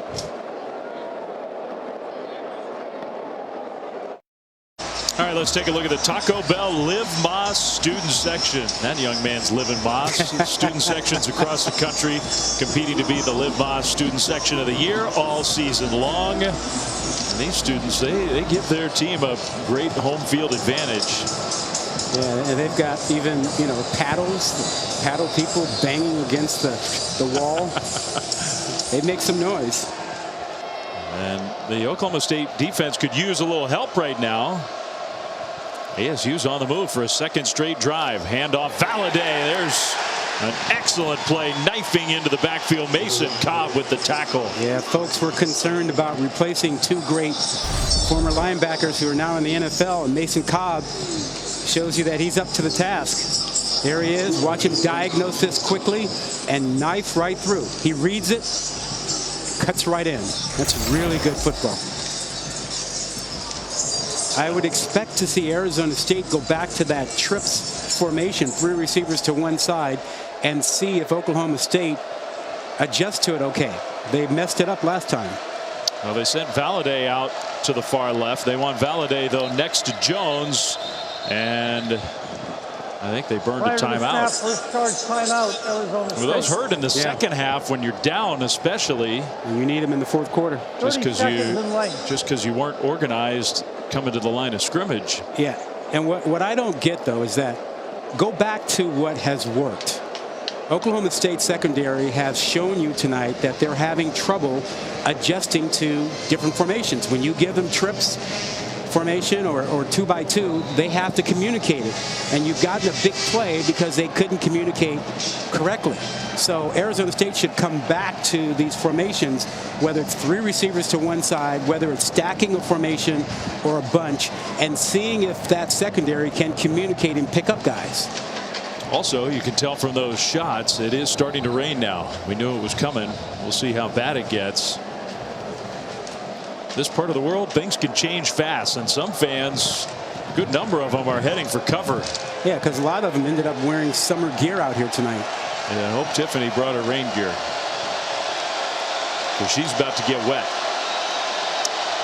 2nd and 12. Jones, much different formation. Valladay spinning through the line of scrimmage, and he got down to the 30. That was a gain of close to 7 on the ground. That's all Valladay. He got hit at the line of scrimmage, and he picked up another 5 yards on his own. Helmet came off. I practiced that line last week a lot. Yeah, you did. Never seen a game. That was what, like Cincinnati without a dozen of them or so? Oh, Lord. I hope somebody went back and counted. 3rd and 6. Jones, just a 3-man rush, and it got there anyway. The hit on the quarterback forced the incompletion. That should never happen. What a tremendous effort by Colin Oliver and company. A little help by Trace Ford also.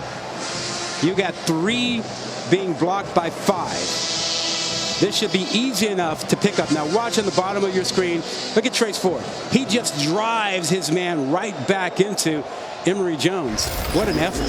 The left tackle, Isaiah Glass, is the guy who put the hit on the quarterback. He got shoved into him. Now this is a 48-yard field goal with the rain falling and the wind swirling.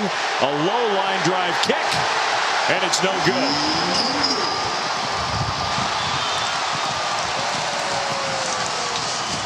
I don't think the percentages were real good on that one. I know. Especially into that wind, which kind of kicked up there. Yeah, hard to put a number on it, but I don't know if their chances weren't better to get 6 yards than to make this field goal. I think we were both sort of thinking at 3rd down. They had 2 downs to get it, but I think they got spooked by that pass rush. So the field goal no good. Cowboys get the ball back, still leading by 7. Spencer Sanders throws, and he hits his man for a first down. The slant to Green across the 40. Dominic Richardson is back in the game. That's very good news for the Cowboys. He gets the ball here and tries to push his way out close to the 45. And wrapped up by Soley.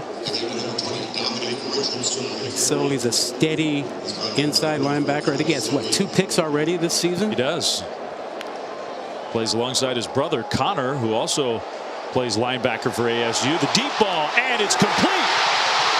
Cutting it into the middle of the field. Johnson inside the 15 and close to the 10.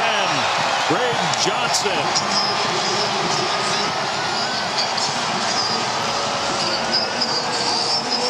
Started with protection and then recognition by Sanders, and they will hurry up. Give him tempo now. 43 yards. Sanders keeps it. Sanders goes into a slide to avoid the hit, and here comes the flag, and that one I don't know about. I don't know about that either. That is not a good call. What are you supposed to do? Not a good call. And it's not as if he tried to spear him. He didn't lead with his helmet or anything. Yeah, that Personal foul, unnecessary roughness, late hit against the sliding ball carrier. Defense, half the distance to the goal, automatic first down. man, I really do not like that call. Yeah, this is not a good call. And he didn't even hit him. He just hugged him. That's a very weak call. Now, it might not have mattered. It was Oklahoma State doesn't get a whole lot of extra yardage from that, but now it's 1st and goal from inside the 5. Richardson stacked up at the 4, maybe got a little closer than that. And I'd go back to Richardson from Oklahoma State. I'm not that crazy about them running Sanders down here in these tight spaces where he's going to get hit by linebackers. Sanders takes a snap looking for the end zone, and it's tipped, knocked away, incomplete. So now we set up a 3rd and goal.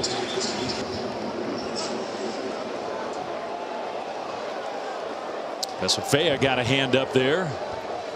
How does Arizona State play it defensively? They play zone down here and try to take up some of the space? Or do they bring pressure? The rain continues to fall. ASU, they did not get their players off the field. They stopped play. Illegal substitution on the defense. Half the distance to the goal, 3rd down. Still 3rd down. It'll still be 3rd and goal. The Arizona State tried to run on 3 players, and then they had to get them off the field. They weren't going to make it. And they got snapped. The ball got snapped. You see 3 of them, 4 of them trying to get off the field. Now Oklahoma State will change personnel, and that means ASU has the opportunity to do the same. They bring a fresh defensive line in. Arizona State still is confused as to who's supposed to be out there. Herm's got the rain gear on, and they still can't get lined up. Man. The ball had not been put in play. So Oklahoma State wanted to snap it. Yeah, I think he was trying to make sure that Arizona State had a chance to substitute because Oklahoma State began the substitution pattern.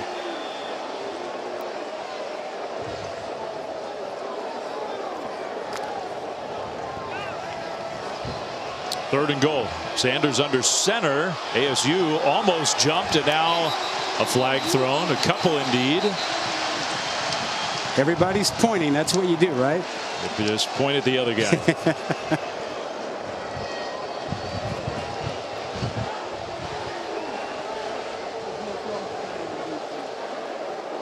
How do you settle that argument? False start. Offense number 68. The defense was never in the neutral zone. 5-yard penalty. 3rd down. So if you stayed behind the neutral zone, then you can't be called for jumping off sides. That hurts. That's a big penalty against Oklahoma State.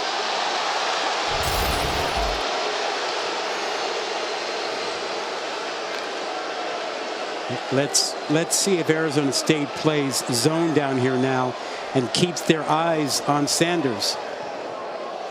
From the shotgun, 3rd and goal. Sanders pressured, throws middle, and it's tipped away, incomplete. Yeah. Right defensive call. They played zone so that they could keep their eyes on Sanders in case he took off, and they covered all the underneath zones so that there was not any place for him to go with the football. You see the guy's just standing in the end zone reading his eyes. Ro Florence ended up getting a hand on that ball. It's good news for ASU that he's come back in. I've been impressed with him. He's played a good game. Yeah, he's a good player. But now a field goal from just 24 yards out. Should be no problem for Tanner Brown. No problem for Tanner Brown. Right through. So back to a 10-point lead for the Cowboys, 20-10 with 5:48 to go in the 3rd quarter. The rain's starting to fall. The wind has picked up a little bit. Conditions deteriorating. Cowboys kick the field goal anyway. They're up 10.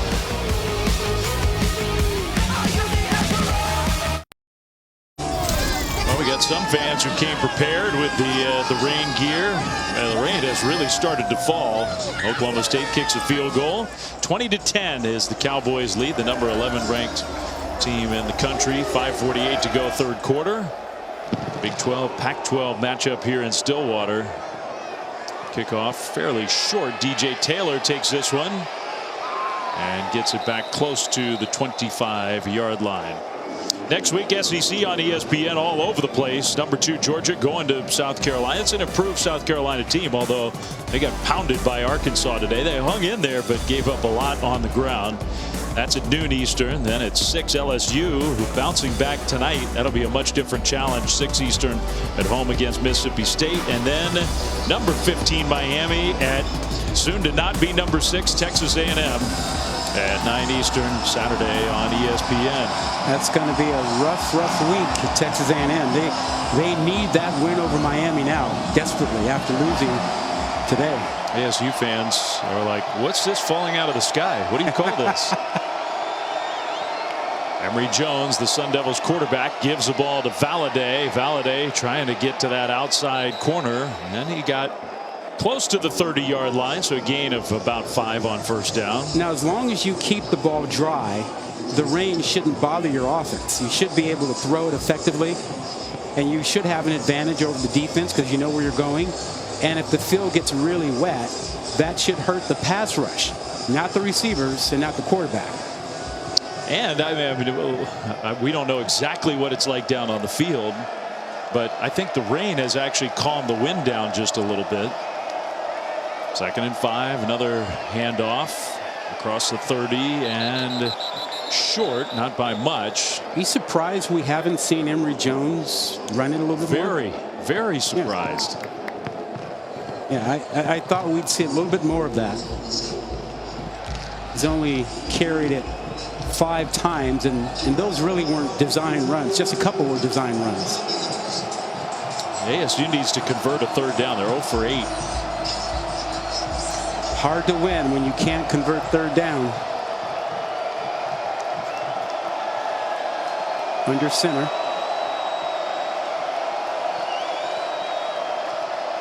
And off right side, and just no room at all. They lost yardage on that one. That is all about Tyler Lacey. Now, we talked about him being the best of the defensive linemen here, one of the best in the country.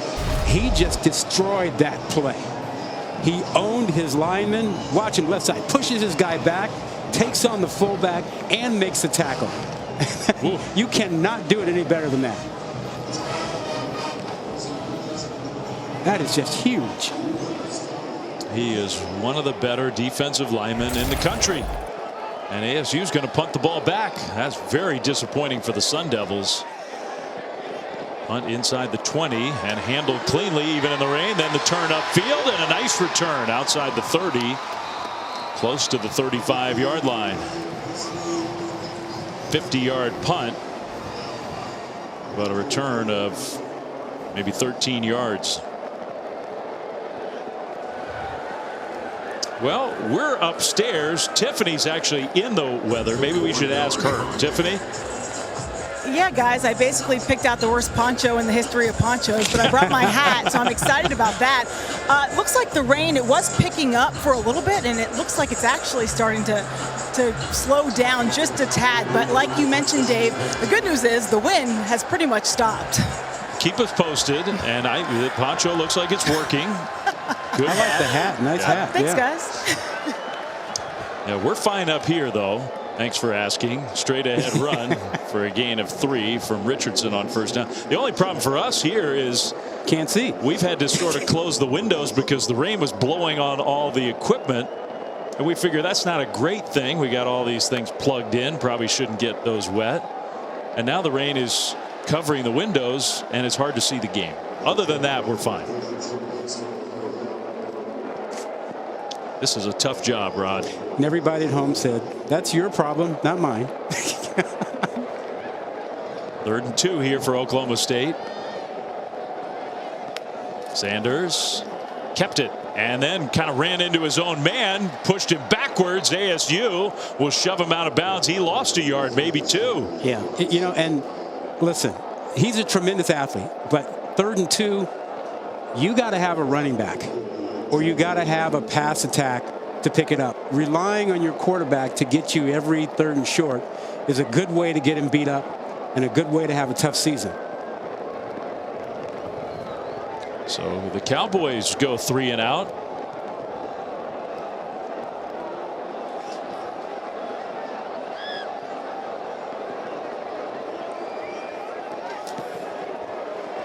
End over end punt, fair catch signal right around the 15-yard line. Arizona State's offense will come back on the field. Well, tomorrow we got Sunday Night Baseball for you on ESPN. The Giants and the Cubs from the friendly confines of Wrigley Field. Coverage begins at 7 Eastern on ESPN with Baseball Tonight. Sunday Night Countdown. You know who's pitching tomorrow night for the Giants? Let me do my I should know, shouldn't I? Logan Webb went today. Our Giants got a big win over the Cubs today. Okay.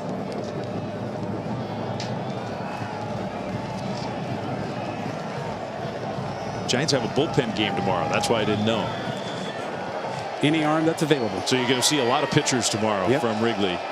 Good news for those of us who are on the Giants side of things is you come to Stillwater, the orange and black works great. You're a friend of the program forever. Right through the hands of the intended target on first down. That was the tight end Conyers. You know, we haven't seen Messiah Swinson targeted since early in the first quarter. Big target. That seems like a mistake. It just doesn't seem like the confidence is there in the intermediate passing game yet for Arizona State. Maybe part of that is new system. Glenn Thomas, first-year offensive coordinator, new quarterback, so much new personnel all over the place. Straight ahead run on 2nd down. Close to the 20, stopped a little short of the 20. It'll be another 3rd down, another opportunity. I'm trying to put a positive spin on things. Another chance for the Sun Devils to convert a 3rd down. Yeah, and it starts with protection. How do you protect your quarterback?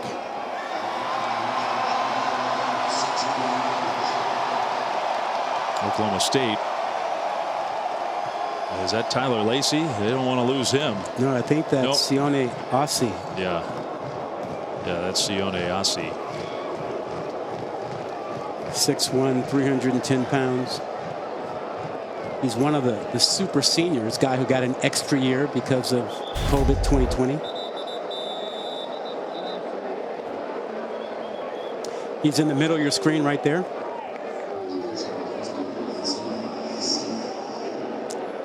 Hard to tell what happened to him. Maybe he got rolled up on there at the end. So he comes out of the game. From Reno. The biggest little city in the world. You know, you mentioned the offense and passing attack and trying to coordinate all these new folks. Yeah. 51 new players. I mean, that's an awful lot. Herm Edwards told us, he said, look, you know, I'm trying to make sure that the chemistry is right, that it all works, and you don't really know until you get the bright lights on guys. Herm was yelling at his players to get out on the field. The play clock was winding down. Arizona State, play clock under 2. And they do get the ball snapped on 3rd down. The throw and a perfect pass from Emory Jones. Wow. To Gio Sanders for the first 3rd down conversion of the night. Did he thread the needle on that one? Oklahoma State dropped into a zone. They had 3 players around there, and Emory Jones made a perfect throw. Watch this from this angle. Watch how he squeezes this ball in. Wow. That was good coverage. Yeah. So 1st and 10, Sun Devils down by 10 nearing the end of the 3rd quarter. Jones play fake, and now he goes down. The sack. And Tyler Lacey has been everywhere tonight. I think he's been the best player on the field. Without a doubt. There's that man. And you can't block him one-on-one. You have to make sure you got some help. And without help, it's a problem. Left side, watch him come on a little twist, wide open. Runs right by the tackle on that side, or the guard, rather, Chris Martinez. man, got to help him out. Put another guy over to help him out a little bit. All those SEC defensive linemen that Emory Jones went up against last year, there weren't many who were bigger, stronger, more physical than that guy. Now a little swing pass swatted down, incomplete. Trace Ford got in there and knocked it down. It'll be 3rd and long. But think about what Tyler Lacey does, the impact. He makes a play like that. It changes the entire series. Now you call something just to try to get out of the way of it, and you get nothing. Now you got a 3rd and 18 because he made that sack a couple plays ago. Just a few seconds left here in the 3rd quarter. Could be the final play of the quarter.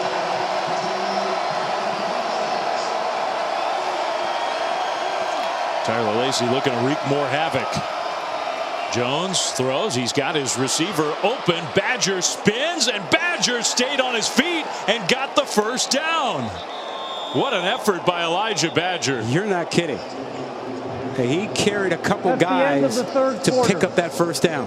Man, that's a big play to end the quarter. Well, and we've seen 2 throws now by Emory Jones, the intermediate throws that were perfect. And then Badger fighting to get this first down. There's a little life now for Arizona State.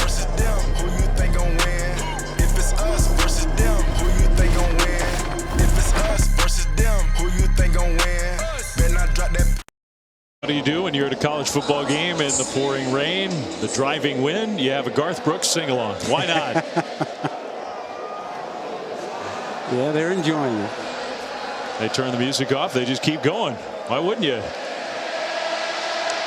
Valladay, while they sing, sprints down the sideline, and a big gain on the ground for ASU. The first play of the 4th quarter. It's only a 10-point game. That stopped the singing real quick. Yeah, that's 38 yards from Valladay. Yeah, good block on the edge, no containment by Oklahoma State, and then the burst.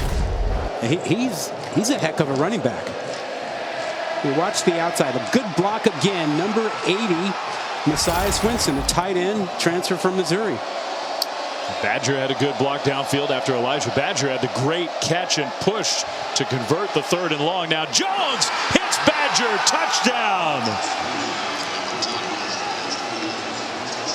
The poise of Emory Jones comes shining through there. He never panicked. Took a nice drop. Under center, learning that NFL style quarterback to be under center and to take your drop, and stepped up and waited patiently for Badger to come across the formation with a crossing route. Good protection. The rain suits the team from the desert. Things have turned around for ASU since the rain started to fall. The extra point is up and good. And the Sun Devils are down just 3. And it's been the passing attack. It was the thing we talked about they needed to change at halftime. More Emory Jones. Now watch this perfect drop from quarterback. NFL style. Good protection up front. And he waits for the crossing route to clear. Perfectly done. We saw 3 tremendous intermediate throws by Emory Jones on that drive. And I tell you what, ASU's got a couple skill players. Valladay, who's had a terrific game as the primary running back. Yep. And Elijah Badger, who also was a very talented high school player. Hasn't had a chance to do a whole lot yet. And Elijah Badger's having a big game. He's got over 90 yards and now has a touchdown. And you're right, Emory Jones has picked it up big time. Look, one of the knocks on him was that, great talent, great arm, can throw the deep ball, but what about the intermediate throws? Well, he's showing you that he can do that. He wanted to come to Arizona State and learn NFL-style quarterback play. Brian Billick, former head coach in the NFL, is one of the consultants. Free kick out of bounds, ball be placed at the 35-yard line. Well, that's a bad mistake. Kick goes out of bounds. Let's go down to Tiffany.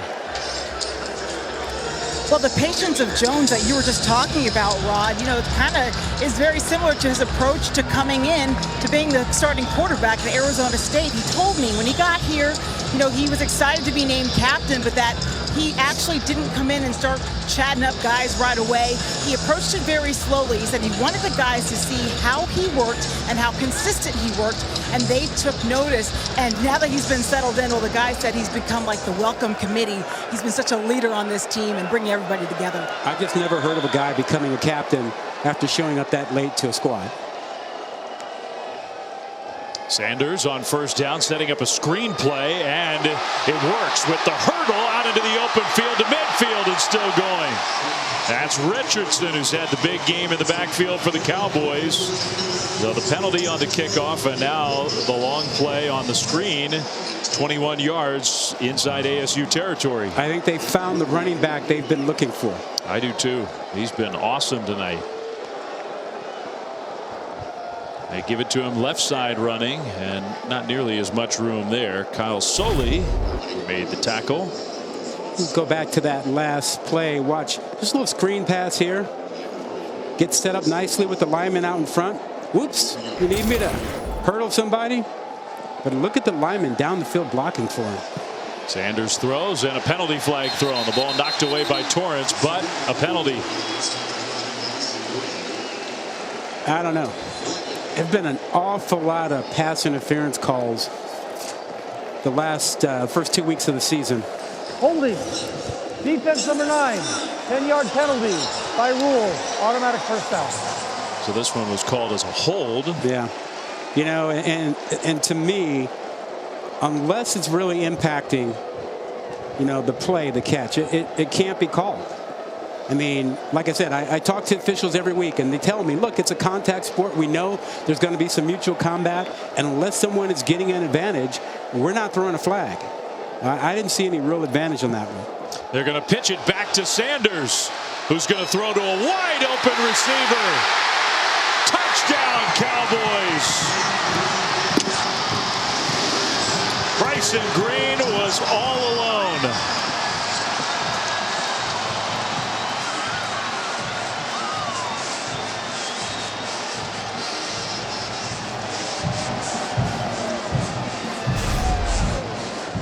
That is one of those plays you set up all week for the perfect situation to make sure you run. Now, Green fakes like he's blocking inside and then just sprints across the field. Lulled everyone to sleep. Perfectly executed. What a Pretty call. good acting job. Great call, great execution. It took 3 plays for the Cowboys to answer the touchdown for ASU. And the extra point is up and good. Now, you're right. You work on that. You wait for the perfect time. I think Mike Gundy believes that was the perfect time. Yep, a little trickeration. Toss the ball around. Fake like you're going to block. Catch everybody asleep. And you execute it perfectly. Cowboys rolling right now.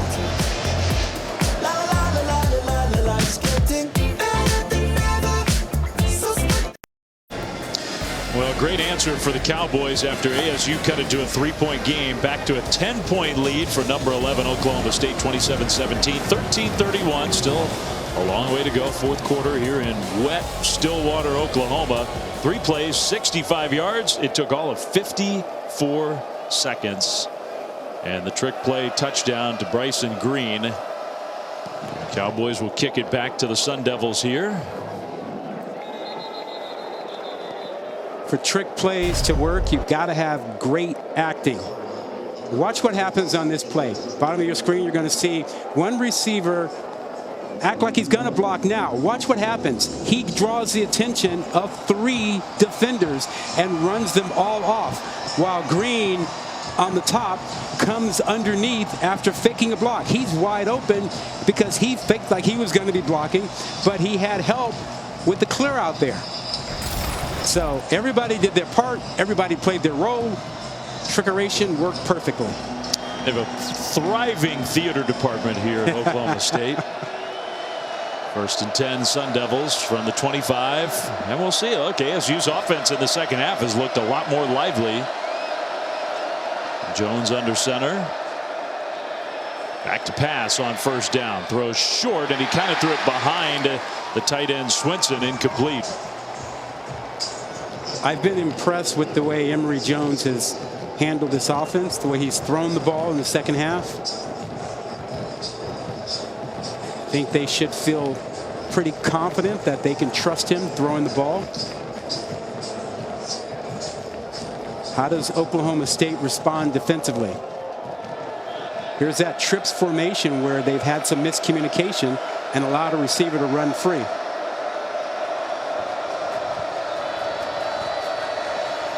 Second and 10. Pocket collapsing quickly down the middle, way too far, incomplete, trying to get it to Badger. It's third down. Can they protect Emory Jones on this third down play? And if I'm Arizona State, I'm finding Tyler Lacey, 89, and I'm making sure that there's a second blocker to keep him off my quarterback. Jones trying to use that towel to keep his hands dry. Tiffany told us the rain had sort of stopped, but it's definitely picked up again now. It's raining hard. Yeah, and there's Tyler Lacey, #1 threat. He's had a great game. Pressure comes. Jones throws incomplete. And then almost intercepted at the end of that play. Trying to find Charles Hall. It'll be fourth down.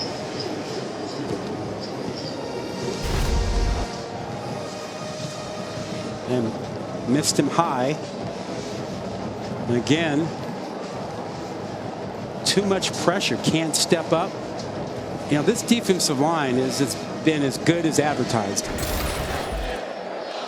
If it's not Lacey, it's Brock Martin.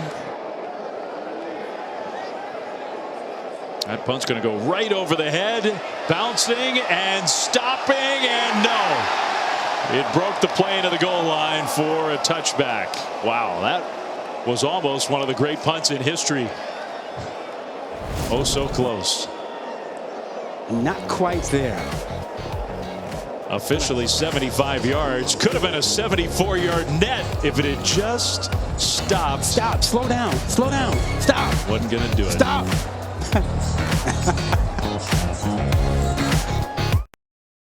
ESPN College Football Primetime is presented by Sonos. Experience game-changing sound made easy.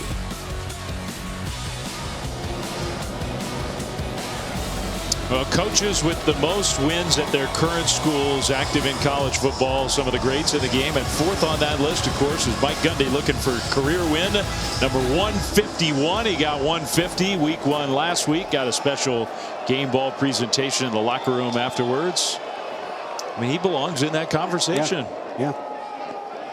Oklahoma State gets the ball back. Sanders takes a monster hit and dumps it off for a completion and ends up getting the Cowboys 5, close to 6 yards. He hops up. He's all right. He just takes a lot of pounding. A lot of pounding. Go back and last play again, gets rid of the ball, but another big hit. Second and 4. Richardson cut it to the middle. Dominic Richardson, first down. He's had a heck of a night. He has brought a whole new angle to this offense. He's given them the balance they need with a guy who can run the ball, take the pressure off of Spencer Sanders, who can run it inside. Quick tempo. Sanders keeps right side run, goes into a slide. And that will limit the gain to 3.5 yards. And that's better than seeing him lower the shoulder and take on hits like he did earlier in the ballgame. Yeah, he's taken some big hits in this game. And I think the point you're trying to make is he's so important for their success this year. You want to use the running ability. It's a big part of why he's so good. Richardson over the right side. And the ball came out. The ball was out. I think Oklahoma State got it. That's a huge break for the Cowboys. I can't tell which offensive lineman fell on the ball. I think it was the center, Preston Wilson. Yeah, ball gets poked out right there. So it was clearly a fumble, but I think you're right. Good effort, good recovery. I think that was Preston Wilson, as you mentioned. So Wilson has the ball again to snap it on third down. Pressure comes up the middle, and Sanders got rid of it. What a pass from Spencer Sanders. He found Richardson for an Oklahoma State first down. What athleticism. I mean, he makes the jump throw, gets it over to would-be rushers. Look at that. Had the right play called, didn't take a hit. He ended up about the 10-yard line by the time he finished backpedaling. That was incredible. This team is ranked number 11. You think this is a top 10 team, Oklahoma State? I don't know. I mean, it's so early. We've seen so much chaos in those rankings. I think, you know, we were talking earlier about USC. People were questioning, man, does USC after 1 week really deserve to be in the top 10? I think tonight they're probably answering that question, saying yes, they do. Yeah, serious beatdown of Stanford. Florida loses to Kentucky at home. Now a broken tackle, Richardson just tossing defenders aside. And another Oklahoma State first down. Texas A&M's going to fall. Notre Dame's going to fall. I think what I see with this Oklahoma State offense, with Dominic Richardson coming along and being able to run the ball and catch the ball in the backfield like this offense is at a different level when they have that. When they're so dependent on Spencer Sanders to run, I think they're at risk. But when you've got Richardson, I think they become a more complete offense. I mean, remember, this was a team that was about a half yard away, maybe being in the playoff last year. Sanders again slipped a tackle. Jordan Clark couldn't quite get him down, but did stall him so his teammates could help. Short gain on first down. Yeah, you know, and you'd have to say, after seeing the way Texas played Alabama today, that the race in the Big 12, you know, could be wide open with Oklahoma State, and Texas. Baylor certainly in the mix there. Top 10-ish team. Deep ball down the right side, knocked away. Nice play on the ball there. And that was Keon Markham again, intended for Johnson. Good effort by Markham. Catches up. Yeah. Got the left arm in there a little early, but didn't turn him completely. So I think the officials didn't feel like he really impacted the play. Yeah, that one could have been called. Could have been, yeah. And in the end, it was almost more of a drop than it was a ball knocked away. So third down at 10. Sanders faked the screen, takes another hit, and throws deep, incomplete. Now they threw a penalty flag. The defender put the hit on and then pulled up, and they threw a flag. Now there's 2 more flags downfield of pass interference, I think. Penalties on the play. Pass interference on the defense, number 12. That penalty's declined. Personal foul, roughing the passer. Defense number 49. 15-yard penalty. First down. The roughing the passer penalty, that's another one where I really do not like that call. Now that one I don't know. But this is what the penalty that ended up being accepted is Trevez Moore. That's roughing the passer. Yeah. I mean, that's really ticky-tack. I mean, that's not a hit. He just hugged him. Come on. I get safety and protecting quarterbacks, and I'm all for that. And I think we've done a pretty good job of that. But and I get it when a guy rolls into a quarterback late, low, but to wrap a guy up, you know, that's really a shaky call. Inside the 25, Oklahoma State benefits. Sanders on the move. Sanders is going to run. He'll sprint to the sidelines and forced out just short of the first down. Markham in pursuit. It'll be third down and a couple of yards. I mean, I get the notion of a quarterback being defenseless, but you want to punish guys for taking cheap shots, not for, you know, arguably holding the guy up. I mean, it's not a big hit. Not at all. Oklahoma State over 400 yards of total offense now on a soggy night in Stillwater. Under 8.5 minutes to go. ASU not a team that's really built to play from way behind. Handoff left side. And that one is going to be a first down. What an effort by Ollie Gordon, the true freshman. He was stymied, I thought, and somehow he got there. He pushed 2 tacklers off of him. Watch this individual effort here. There's Sully. Oh, get off me. Man. That's one of ASU's best defensive players. Play fake. Sanders is going to throw, and Gordon's wide open. Caught Touchdown.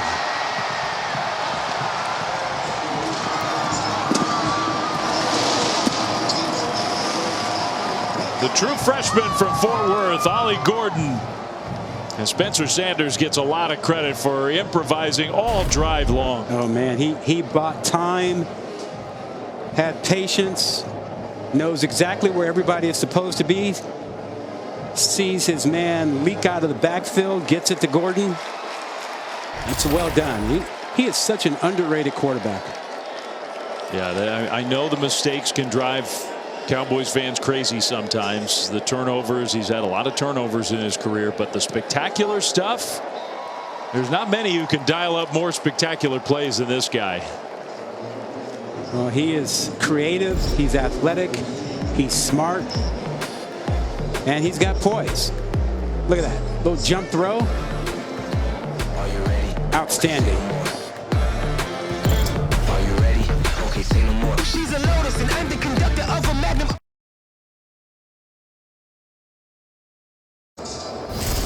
In the rain in Stillwater, Oklahoma, number 11 Oklahoma State has pushed the lead out to 34-17. Some spectacular stuff from their senior quarterback Spencer Sanders. Improv class on that last drive. So ASU in trouble here on the road. Arizona State got this to within 3. And 2 straight touchdowns unanswered for the Cowboys. Now ASU gets it on the kickoff. Taylor outside the 25, close to the 30. Talk about an underrated quarterback. Spencer Sanders has been all over this field tonight. Another big week for him. Showed you his legs rushing for a touchdown. Showed you some poise in the pocket. A little trickeration. Waiting, making sure he acts it out perfectly. And he's had a night with the athleticism, little jump throw, Gordon's touchdown.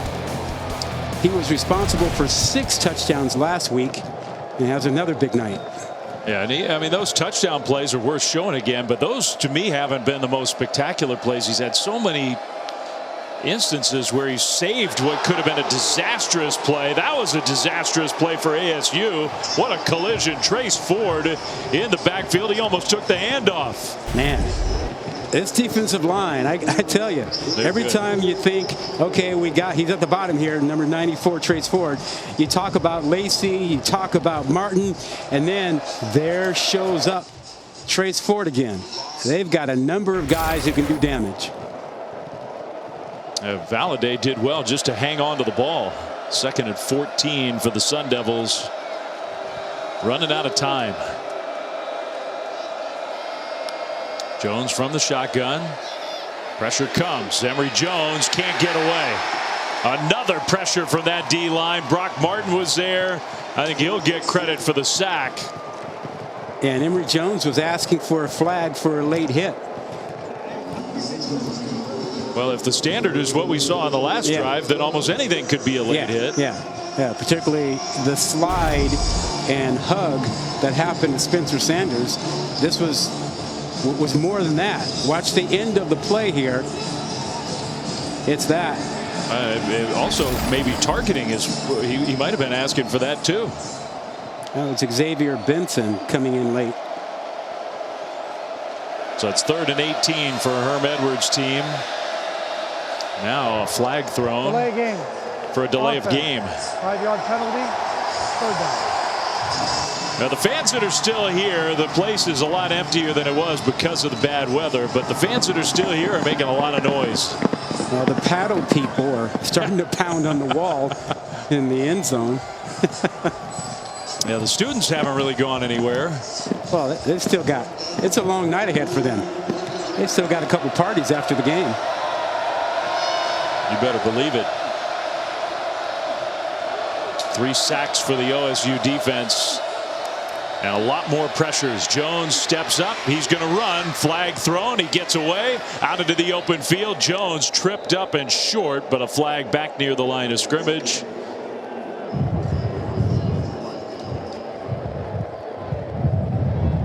And I would imagine this one's coming back.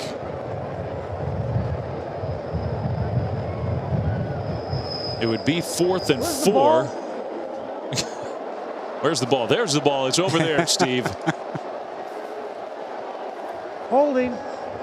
Offense number 53, half the distance to the goal, 3rd down. So instead of 4th and 4, Oklahoma State, I think, would assume that ASU would go for it, so they take the penalty. Chris Martinez, the guard, called for that hold. They've had an issue with penalties.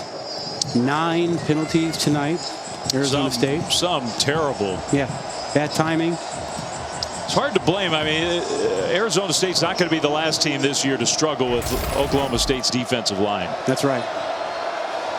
I do think Arizona State has found something in their passing attack that's going to serve them well for the rest of the season. A little slant screen and the cut up field by Sanders. He gets to the 20. I mean, they got decent yardage on that play, but they needed 31 yards, not anywhere close. I just think big picture, if there were questions about whether Emory Jones could deliver an intermediate passing attack for them, I think he sort of answered those questions tonight. He made some terrific throws against tough defenses and found some spots. Showed poise in the pocket. I think they discovered something good in their passing attack tonight, whether they get back in this game or not. That is seeming to be a lot less likely now. A bobbled punt return, though. The punt was not handled cleanly, and good thing for Brennan Presley that he fell on the ball, because that would have been maybe the one avenue for Arizona State actually having a chance. 48-yard punt, almost a turnover, but no. So Oklahoma State has it when we come back. They have good gear here in Stillwater, in my opinion. My kids would call it merch. I think when you're 46 years old, you can't call it merch. You can call it swag. Okay, well, that's borderline for me, too. I may not be allowed to use that term either. Lots of good choices in the old Cowboys team shop. They've been playing football around here for a long time. And they got a really good team here in 2022. They get the ball back, 4.5 minutes to go. And a play that looked like it might be stuffed wasn't stuffed. Dominic Richardson hoping to get to that 100-yard line, and I think he just got there. 24 carries, 100 yards exactly. Plus, he's got 5 catches, 44 yards. We know he can execute a flea flicker. He pitched it back beautifully to Spencer Sanders. Yeah, I think Oklahoma State staff's going to be really happy with what they found tonight with Richardson. It just changes things so much. It takes pressure off of Spencer Sanders. It allows him to be able to run the ball inside some. That high tempo offense is going to be a little less high tempo. Richardson way over 100 yards into ASU territory. The Cowboys are just wearing Arizona State down. Yeah, well, this is what happens with that tempo. You run a lot of plays and the big defensive linemen get tired. And you get big runs like this in the 4th quarter. Huge gaping holes. They've worn out this Arizona State defensive line. So Dominic Richardson, they may well have identified their lead back. The way he's run tonight. Yep. And it could be, look, it's still early. It's only game 2. It could be that maybe Oklahoma State won't have that star sort of lead dog wide receiver this year. Maybe not. They have some talent at that spot. Flag thrown on 1st down. They're going to have a showdown in a couple of weeks at Baylor. That is going to be a tremendous game. Well, there's going to be a huge amount of build-up for Spencer Sanders for that one, because he's got to play better. Block below the waist, number 90. He was lined up outside the tackle box and blocked low. 15 yards from the previous spot. 1st down. So the illegal block against Oklahoma State. Yeah, in 2 games against Baylor last season, Spencer Sanders had 7 picks. We know that he'll be looking forward to seeing Baylor again. They almost overcame a big number of those in the Big 12 championship game. Yeah. And the 4 he threw in that championship game, a couple of them were really not his fault. They were tip passes that ended up getting picked off. But, he certainly would be looking forward to facing Baylor again and a chance to redeem himself and the Cowboys for losing that championship game last year. One of the biggest games of the year in the Big 12, undoubtedly. Right side run for Richardson. Well, I think it's got a chance to be a really good year in the Big 12. And who knows, maybe the Pac-12 too. USC looks good. Washington State, great win today. Yeah. I know everybody, Oregon looked so bad against Georgia in week 1, and then Utah made the mistake at the end of the game when they had a chance to beat Florida. I still think Utah's going to be fine. I do too. I think Utah's going to be fine. I'm having to reevaluate USC now. Put up a lot of points against Stanford. Yeah. I think you were right to say, everybody needs to be a little cautious with SC. Their defense is vulnerable, but their offense is awesome. Yeah, Stanford moved the ball on them pretty much at will tonight, but for some turnovers. So, yeah, I'm still concerned about the USC defense, but, man, that offense looks, woof.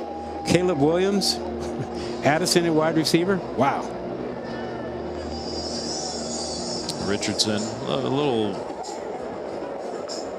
limp, maybe headed back to the huddle. They're huddling. They don't do that very often here. 4-minute offense, trying to bleed the clock a bit. Or a lot. They're doing a pretty good job of bleeding that clock. 3rd and 13, and Sanders will go into a slide. I mean, I think there's reason for optimism on the football side in the Big 12 for this season. Some of the things that stand out. I mean, TCU was really impressive, 9-1 in week 1. West Virginia played Pitt very tough. That's a good team. Yep. Texas today, oh so close. We hope Quinn Ewers is all right. He was playing well early in the game, hurt his shoulder. We don't know how long he's going to be out. At least I don't. Texas Tech is off to a 2-0 start. They beat a ranked team today. That's a great win for Joey McGuire. And Baylor, big game tonight going on right now in BYU against a good Cougars team. Short punt here. ASU, last few seconds of this road trip that I think the Sun Devils are going to look back and think a couple penalties, mistakes. If we'd cleaned up even just a few moments in this game, maybe this one was going to come down to the wire. Well, knowing Herm Edwards, I think he's going to see this as a growth opportunity. 51 new players. He got to see them handle, a rough crowd, rough weather. I think he found something in the passing game tonight that he knows that they have now going forward. The tempo was a little bit of an issue, I think, for them. And you know who else was an issue for them was Tyler Lacey. Yes. Tyler Lacey was so good. The whole defensive line for Oklahoma State was awesome tonight, and that'll be likely the best defensive line that Arizona State faces all year. Final 15 seconds here. And they're just going to run the ball up the middle. And that will be the final play of this game in Stillwater. I think that counts as a solid win for the 11th ranked Cowboys. Not perfect, but very solid. Without a doubt. And I think they have to be happy. Mike Gundy has to be happy with what he found on offense. And, man, that defensive line has got to make you feel really good if you're Gundy or Derek Mason, the defensive coordinator. You got some guys that can play up front for you. Oklahoma State's looking pretty good. Spencer Sanders made some real spectacular plays tonight. Running back Dominic Richardson had the big game. Create a few turnovers with that defensive line play. Add it all up. And the Cowboys start 2-0 with an impressive non-conference win here at home against the Sun Devils of ASU. Spencer Sanders and the Cowboys with 10 straight home wins, tying the record for the longest home winning streak. Let's go down on the field to Tiffany. Coach Gundy, your team had to respond to some adversity tonight, but they were able to battle back and really open things up in that fourth quarter. How were they able to do that? Well, we ran the football better, and then defensively we were able to get some pass rush. So early in the game we struggled running it, and then our pass rush was average, but we picked up, made really good halftime adjustments, and then the players absorbed all the information, brought it out here to the field. So I was really proud of their effort. After Spencer Sanders' interception, he came back with 3 touchdowns. He said one of his greatest strengths was being able to let things roll off his back. How is he capable of that? Maturity. And when he was young, he used to let things like that bother him. Usually take him maybe a quarter to get over it. but now he understands letting it go and just play the next play. So he's done a good job with maturity and helping our team in those situations. Going back to that run game, Dom Richardson over 130 rushing yards and a touchdown. How dangerous is his offense when he gets going? Well, Dom is a downhill guy, and if we can just get a little wall blocking up front, he's going to run hard and he's going to bounce off. I thought our running backs really ran hard tonight, and in the second half we ran block much better. Thanks, Coach. Congratulations. Thank y'all. Win number 151 for Mike Gundy in his great Oklahoma State coaching career, and one he's going to savor. Yeah, he's got to be happy with where things are. And listen, that defensive line is something, and Oklahoma State's going to be a team to be reckoned with. Yeah, for Tiffany Blackman, for Rod Gilmore, Dave Fleming saying so long here from Stillwater. It rained, but not on the parade of the Cowboys. They beat ASU 34-17.